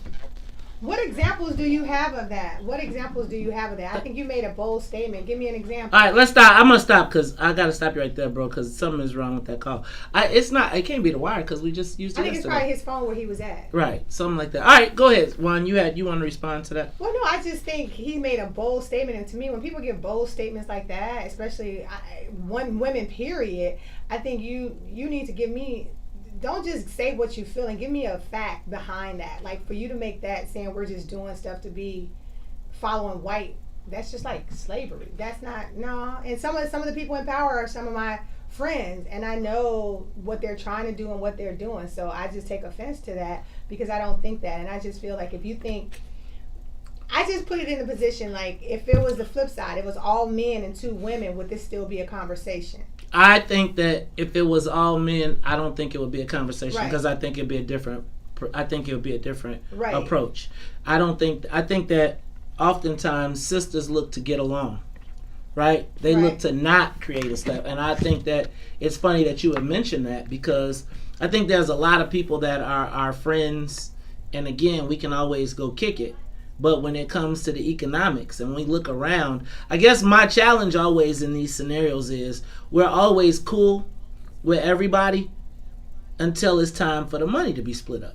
And I think when you look at the fact that all of those women in power, all of them, and we got no cannabis, we got no money from cannabis. Well, I mean, I agree. I don't, like I said, I don't know the ins and outs. So that would be mine. I always say you're comparing that with women, but when men were in power, what was the difference? Like, is it always been a problem, or is it based? Are you saying that based just because it's now women?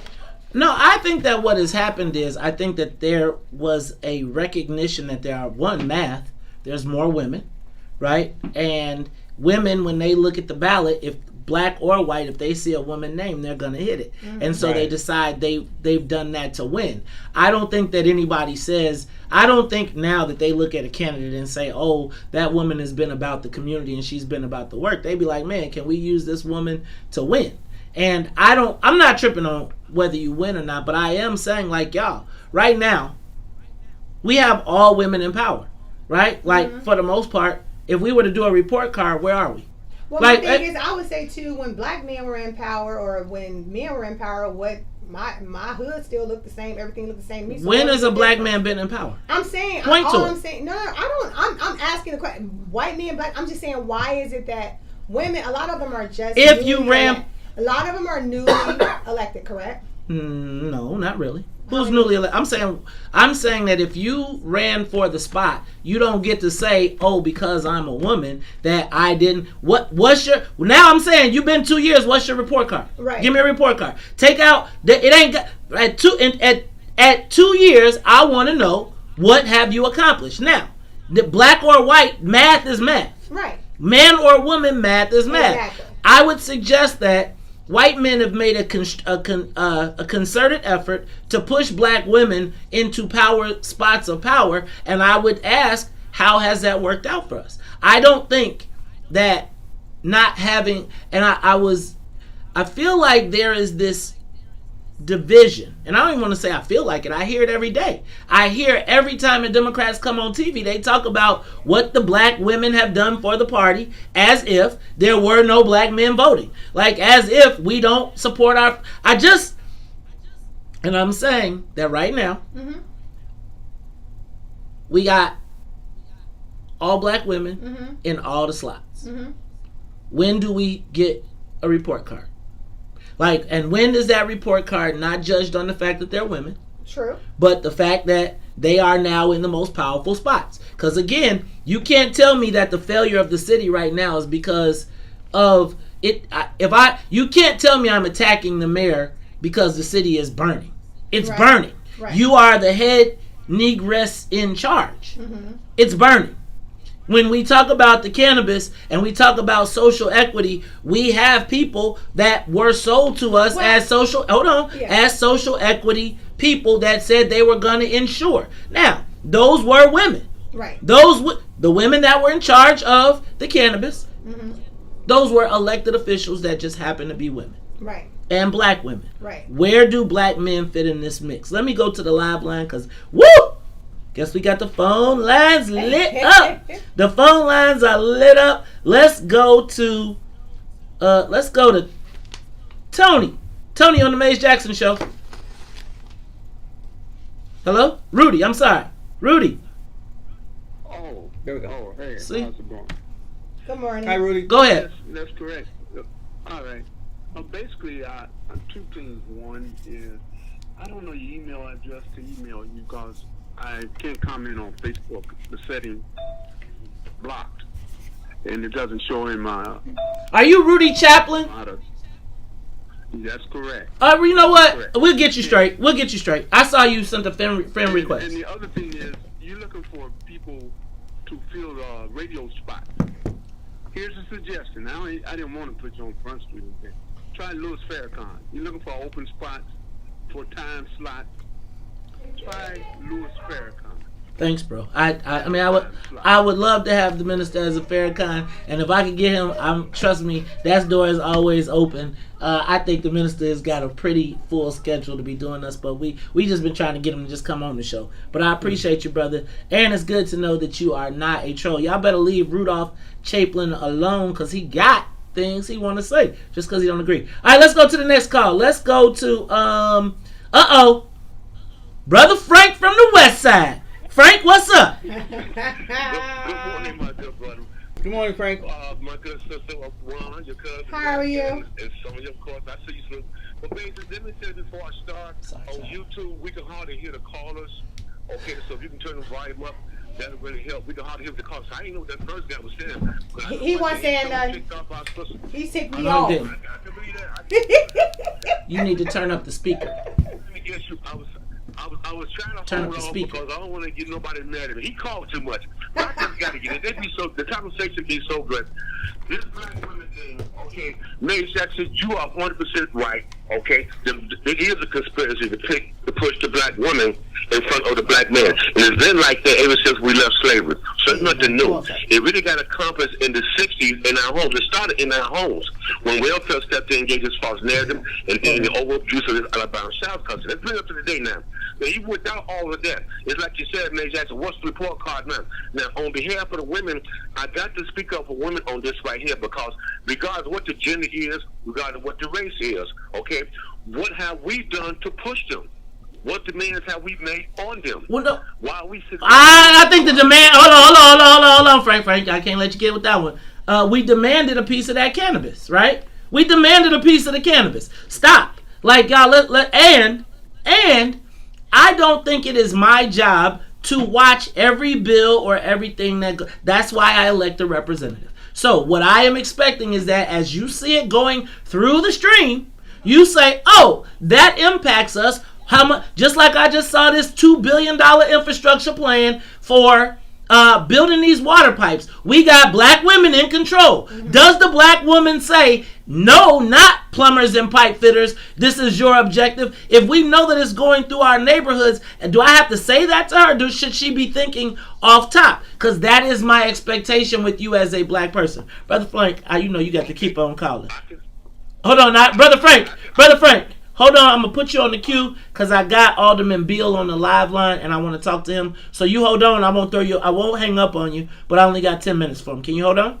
Okay. All right, y'all. Now, we were supposed to be talking to 9th Ward Alderman Anthony Beale. You know, he got these fancy numbers. Alderman, are you there? I'm here. Hold on 1 second. Todd, I need you to get this. Sonia, I need you to, is that same line that the phone was on? Alderman? Yes, I'm here. Wait, where am I hearing him at? On there. I'm not hearing him. Alderman? Yeah, I didn't hear him. I'm not hearing him in the headphones. He should be in the same mic as the phone line. Alderman, can you hear me? I can hear you. Good Lord. Can Huh? you call your phone? Can you hear him on the phone line? The volume on the phone is... Hold on. Can y'all hear him on Facebook? The phone... Yeah, I'm saying. All right, look, y'all. We got Alderman Anthony Beale on the live line, and I'm not... Huh? He's talking. Text him your phone number that you've been... You know what? Here's what I'm going to do. I'm going to call the Alderman back, and we're going to talk to you. Alderman, can we take you at 8 o'clock? Yes, you can. We'll take you at 8 o'clock. We'll call you back. Look, this is the Maze Jackson Show. I'm your host, Maze Jackson. Got my co-host, Todd Stroger. We were talking to Brother Frank from the West Side, so I am going to go back to... Brother Frank, you still there? Yes, I am. All right, go ahead and finish. Okay. Same line. I got your point with the cannabis thing, okay? It's one thing to speak out about something, but there's another thing to show that we are there's now, did we push for all black men that not even buy from these dispensaries? Okay, how hard did we come down? How hard did we execute? No, we didn't. So we really didn't care about that. Well, lastly, let me just say this, man. All that I got to say about the women issue is, you know how James Brown made that record saying this is a man's world, but it'd be nothing without a woman or a girl? Mm-hmm. Uh-huh. Okay, and that was the mentality, and I agree with that. But see, now women are not accepting overall, especially black women, she's not accepting that same mentality. This is a woman's world, but it's nothing without a man or a boy. See, that's not her mentality, and this is the negativity that I give the woman. You know what I'm saying? The black man has drove a wedge between the white man has drove a wedge between the black woman and the black man, and we got to neutralize that. So we got to wake our women up. But we're gonna take a black woman or black women to wake our black sisters up. They don't accept it coming from us. Thanks, Frank. Let me tell you this. I support black women every single day. Mm-hmm. I live with one. I have been in the fight. I have been on the front lines. I think we have to be realistic about I think we got to be realistic about where we got to start this fight. Like, honestly. I think you got to honestly think about, do black women have to start getting together and start saying, man, it's a different... I mean, y'all got all the slots. No, I agree with that, but I guess my question is, many of them you said have had 2 years. I don't know if some have had 4. I don't follow like their term, but I'm just going to speak on behalf of the mayor, right? And what I've been doing with the mayor, I've seen her prior to all this pandemic and what's going on in the city right now. Prior to that, I saw listened firsthand the imprint that she was trying to make, the difference with putting things on the west and the south side. That was the first time, and I've been around Rom, I was around Daly. I never saw it where she, even when it came to like in the food industry, she was talking to NR, like the Illinois Restaurant Association. She was talking to Choose Chicago with making sure things were being incorporated in the west and south side. So to say I knew what her agenda was, and I was actually impressed because that was the first time I had white people calling me, asking me, what restaurants are in the west and south side? What is this doing? Where can we find an unconventional place to do a concert at, or where can we do things? So I can't agree. When was this? This was like during like right before the pandemic. It was all like last year, like setting up things from the Year Chicago Music to the gourmet to making sure we're incorporating in our directories, with the city directories, including West Side, South Side establishments. So I can only say I saw what she was doing because I knew that. I didn't even know the mayor had that authority. Like, she would come and interrupt calls with the restaurant association and say, what's going on here? And I've never seen a mayor do that. So I could see where she was trying to go. And real talk, I respect this mayor. I saw what she was doing. She might not have had the authority, to be honest with you. Exactly. I think that's part of her problem. Right. I think part of the problem is that the mayor... Let me stop. But I just think like even with what she was doing, that was the first time I saw someone caring about the west side and south side. Because even though I was on the calls and always trying to push stuff on the west and south side, to have her people come in. One time she came in, she was on the agenda to come in and greet and let them understand why it's important to help build the west and south side.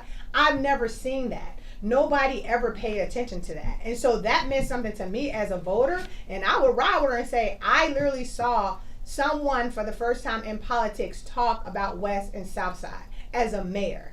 Other than that, I've taught them, they say, oh, we're going to throw some little money in here in the mirror. Some come take pictures for that day. But to be on and putting a plan together to make sure that this stuff stays and that it was incorporated, I've never seen that. So I can't, so hearing people saying women are on, no, what has men done in the men in power? Give me a man in power. What? No. Give me a man in power. I'm saying in the past. Give me a man in power now.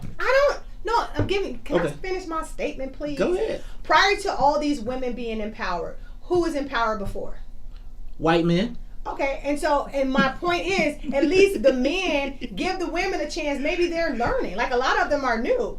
Learn. How about you sit there and maybe ask a conversation like, hey, let's have a round table. We tried that. These things. We actually, I would honestly say we've actually tried that. But I will say this, Juan. I think that black women in power have a responsibility. Mm-hmm. I think that there's probably no black man in political office that does not recognize that their fate can be ended. Their political life could be ended by a black woman. I think they're all pretty clear about that. Who's clear about that? Black men. Okay. Yeah, I think they're pretty clear about that. And so are there black men in politics? Yeah, there are. Okay. Barely. They just don't have power. They're not elevated. I think that. Gotcha. I think what happens is. Again, strong-willed black men are not desirable anywhere, right? And if you are talking about the power, like, there's a maternal nature that I think comes with women. I think there is a warlike nature that comes with black men. I think we are in a time of war, right now, and I think we don't have very many warriors, I think, in play. That would just be my thought on that. I'm gonna take this. We're gonna go to traffic. No, not traffic. We're gonna take a quick break, and then we'll be back and we'll talk to Alderman Anthony Beale. AM 1570 WBGX. Yeah, Chicago. Today world requires first-hand knowledge of real I guess for me, international I gotta see it international businessman. I have achieved because I feel like made what is business going friends on with these abroad. freaking. International business can rebuild the middle class by creating the infrastructure to support small businesses through economic development funds and international expansion. I'm Dr. Willie Wilson. Vote for me. Send me to Washington. God bless. Paid for by Willie Wilson for Senate 2020. 2 1 6 8 1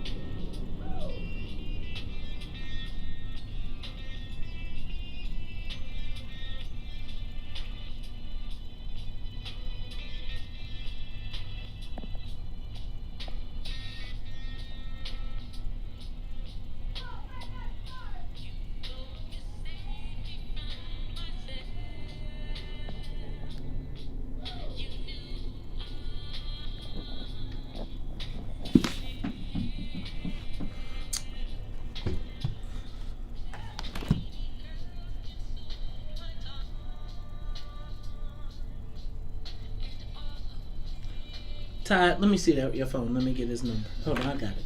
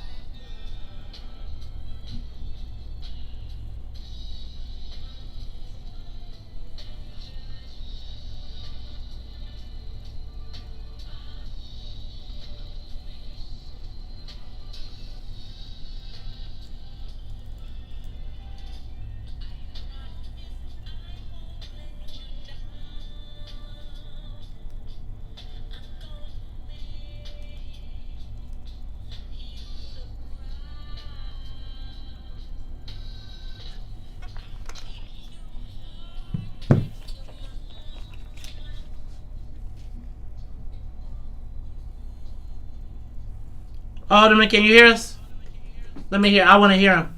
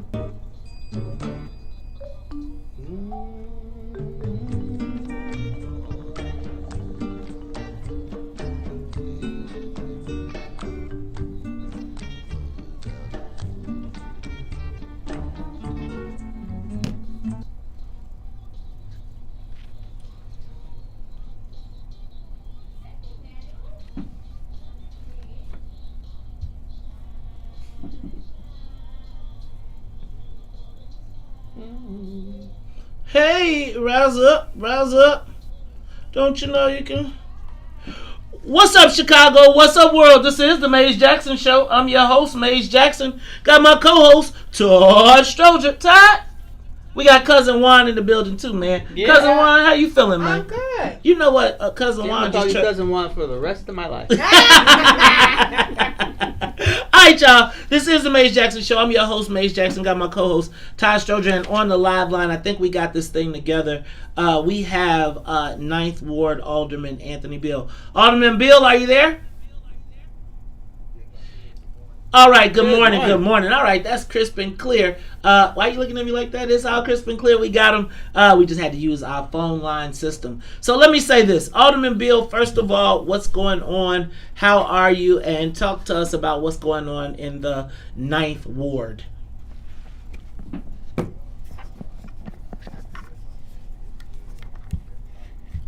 Staying safe and wearing their masks and taking all the precautions so we can get past this pandemic that we're in the middle of. Amen.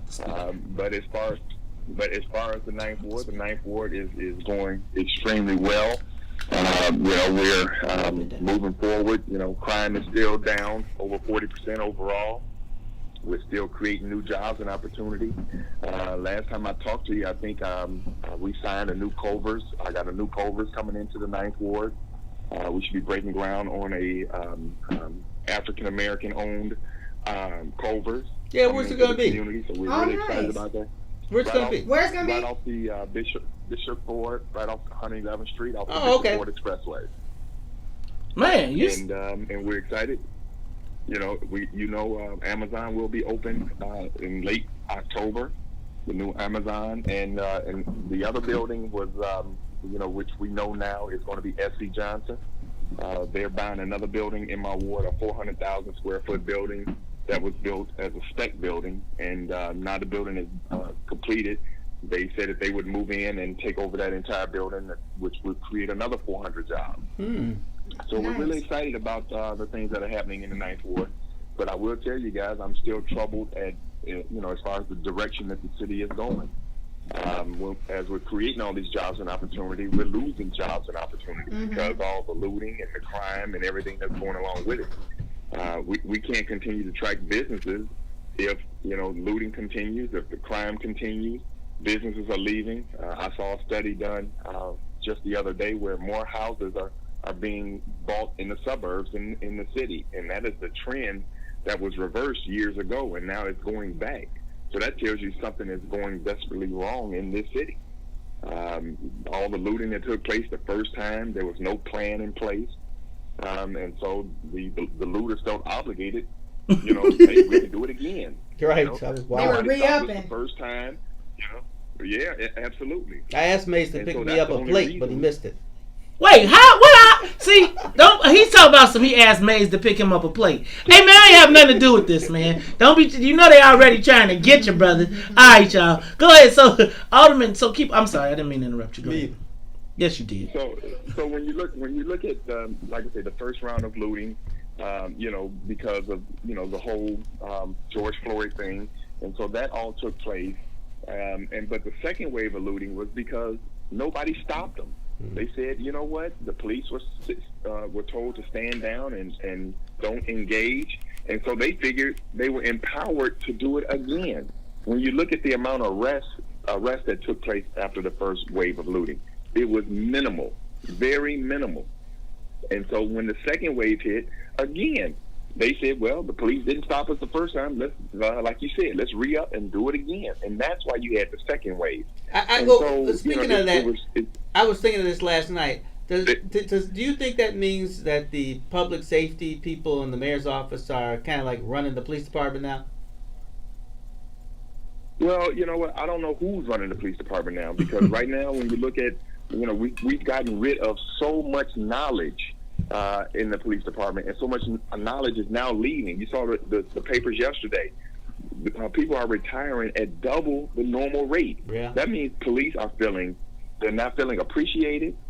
They're being forced out. They're being overworked. And so when you look at all these things that are happening, police are not robots, man. You can't plug them in and recharge them. You know, so they're working 12-hour days. Their off days are being canceled. You know, and all these things are happening, and they're getting tired. And if you're working like that for a cause where you don't feel appreciated, it weighs on you twice as much as it does if, you know, you were just doing it, you know, any other time. So what would it's weighing heavily on these officers. So what would you recommend the mayor to do? Well, first, what you have to do is you have to take a hard stand and let the police know how much you appreciate them and the job that they're doing. I mean, the job that they're doing, a calling. You have to be called to do something like to serve the public, and they're being called to serve the public. And if they don't feel like they've been appreciated, and so what needs to happen is she needs to just come out and say, you know what, I support the police 100%. I appreciate the job that you all are doing. And let's pull up our bootstraps. We're all in this fight together, and we're going to make this happen. You have to let them know that you have their back. They don't feel like anybody has their back right now. So do you feel, and this is just me, do you feel that because she's a black person, because she's a woman, you don't think she's facing opposition? You think the reason why this is how I look at it. Like, I think when the first riot happened and the looting happened, I think it was pretty big because black people were mad, right? And I could actually say, okay, this is why this happened. And I understood why she didn't want to use force, because there are some cops that maybe just overstepped the bounds, and she was scared that it would give the narrative somebody got shot, so I got why she did that. This other one was pretty much, to me, a criminal act. I think my question is, like, seeing the president of the FOP, seeing him not supporting her, do you think it's just solely her coming out and just saying, I support you, that people are going to do the right thing? I just think it was something with the people that were looting were black. I don't know. So I'm saying, like, what besides saying, oh, pull up your bootstraps, let's get into together, what strategy would you put together with the police to say, this is how we can combat this, that this will never happen again? Well, first of all, you can't make it so convenient, okay? And again, you know, the first level, there were very minimal arrests, okay? And so, again, when that happens, they feel empowered. Most of the people that did the looting, they didn't look. People do not loot and steal just because, you know, it's you know, available to them. It was made available to them. Okay. And so, I mean, we saw all the news clips where the police were sitting across the street and they were watching them go in and out of the store, and they were standing right across the street. That the city created an environment for it to be convenient for them to go in those stores and take what they want. So once you do that and you embed that in people's head, they're going to continue to do it. It's no different. Let me tell you, if you go downtown right now, it looks like Beirut. It is, the buildings are boarded up. There are police everywhere. Now let me just say this. This is really should hit to the core. If we took the same approach to protect property as we do protecting people. Yes. Put that same force in our community. And I've been asking for that for years in this city. You put that same police presence in our communities, you won't have the murder rate that you have that's going on. I agree. And then start investing. Now start investing in the education. Now start investing in the infrastructure and creating jobs and things like that. And you will start seeing the entire city flourish. Because right now, the presence that you see downtown, if I had that in my community, wouldn't nobody be getting killed? Wouldn't nobody be getting shot? And so we have to take the same approach. Because right now, what we're doing now, we're trying to protect downtown just to protect the investment. And I get that. But what about the people? When are we going to invest in the people? You know what, Alderman, I feel like we got a lot going on with the looting. I think there's quite a few different narratives. The first time, I don't think it was black people mad.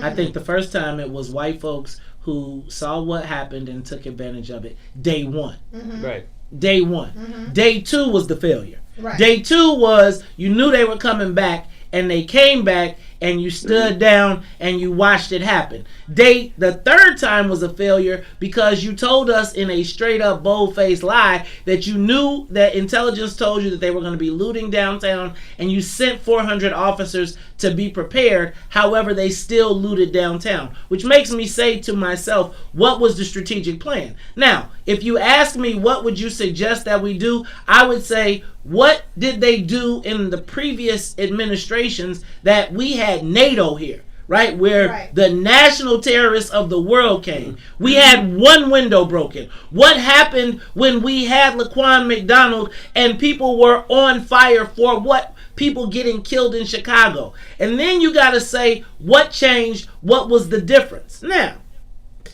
my question, and I'm not even going to question it anymore because I really feel like it's ineptitude. It is a bunch of hollow threats, a bunch of name calling, and kowtowing to two separate interests. One, wanting to call, we will be tough, we will come find you, we will come get you, we will, and then they come straight up to your house and slap you. Right?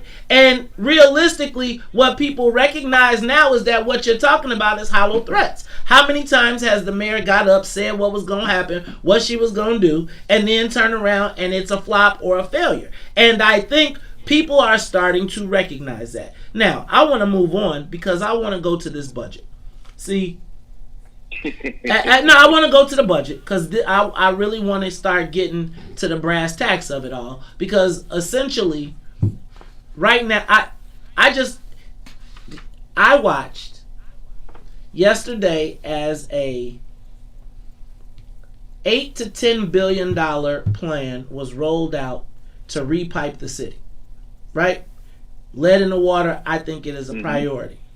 $8 billion in infrastructure on the same day that the same budget director told us that they were $2 billion behind under budget in infrastructure funds.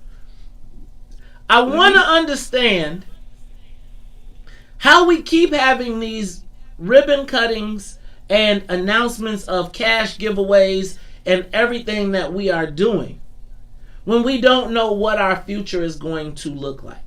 We also just saw the mayor say that if she doesn't get federal help from the same people that she told F you, that we will have to face layoffs and furloughs. Alderman, talk to me about the financial situation of the city of Chicago, because I still want to know, did we ever get, because I remember when we was doing the first budget, and I remember there was a $200 million hole because we balanced the budget. We talked about how great it was. We took 10 years worth of savings in the first year. Then we also said we were counting on a $200 million reimbursement from the federal government for our ambulance money. Then we had this pandemic hit. Navy Pier is closed. Oh, you know what? This is what I'm going to do. I'm going to wait till we come back, and I'm going to have you tell me, is the city in trouble? Can we? Todd, you making a face like that's a dumbass question. How much trouble are we in? Talk to me about the economics, and I want to talk about transparency, right? Because I think that it's about time for the mayor and the budget director and the rest of the city to come clean to tell us what we are really facing on the way forward. Hey y'all, this is the Maze Jackson Show. I'm your host, Maze Jackson. Todd Stroger, cousin Juan in the building. We'll be back. The Maze Jackson Show will be back after this break. Ooh, this is my jam too. Nobody likes music though. Like, music is the lame that never gets women. See how you just laugh? It's just when he take off the glasses. Them cross eyes. Yeah. It's surgeries for that though. True. What was I gonna say? So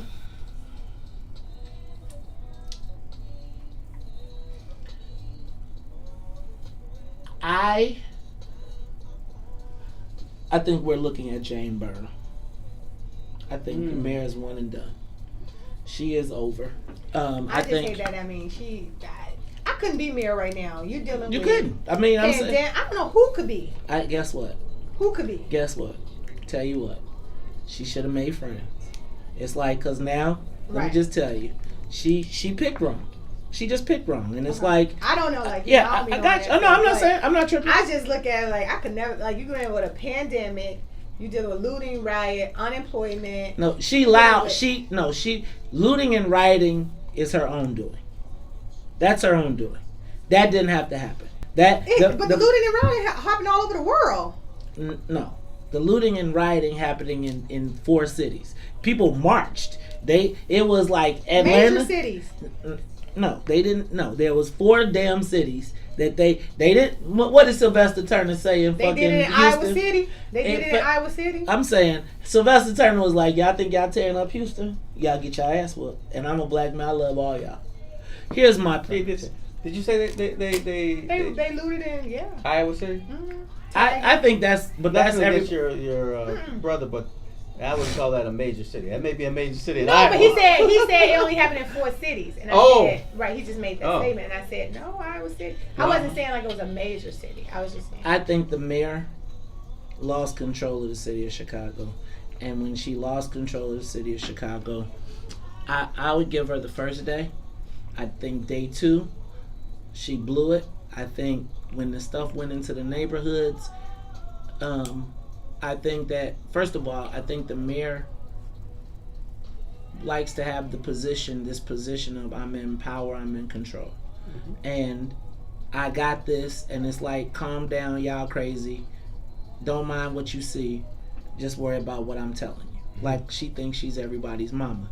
I think where she got confused is, and auntie, whatever y'all think, I think where she got confused is, white folks don't think she they auntie. Right, so she loving all the memes. They cool with you talking shit to black people, but when you think you talk, they like you think you talking to me. You got me fucked up. And when they stormed the downtown area, they were like, and when they stormed, why aren't you beating somebody's head in? Right, why you ain't right? Remember Full Metal Jacket, the movie? Yeah. Remember when he was in the bathroom and the drill sergeant came and said, "Why aren't you beating them senseless?" That's what the white people are saying. Why aren't you beating those people, those looters, senseless? Yeah, and then she lost her. She's lost the gay community. I always, when I look at Rick Garcia going in as hard as he goes, you know. Oh, has he been going in? Oh God, yeah. So I think she lost the gay community. She clearly has lost the white community. I think she's passing out trinkets to black people, right? We like shiny things. We do. So she's passing us trinkets, right? Because now her whole thing is to get forgiveness from hoping that the black folks will save her. But the problem is we love forgiveness too.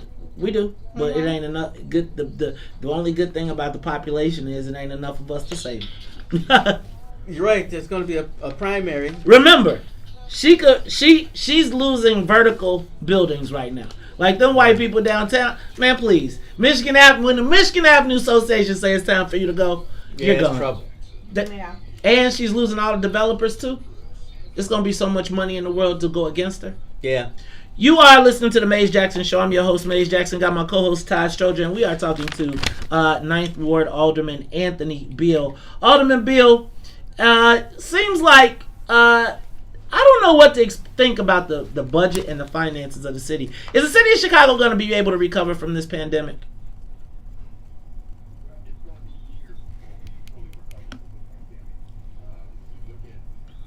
That's going right now. Nobody else. We're still not going out. We're still not going shopping. We're still not, renting from hotels and things like that. And so those are the things that really drive the economy, and people being out there and just spending money. And so it's going to be years before we recover from that. And you got to remember, it takes you time to fill that hole before you can even go for it. So that's why it's going to take years. And so that's why I'm glad you mentioned and been following the ambulance reimbursement money.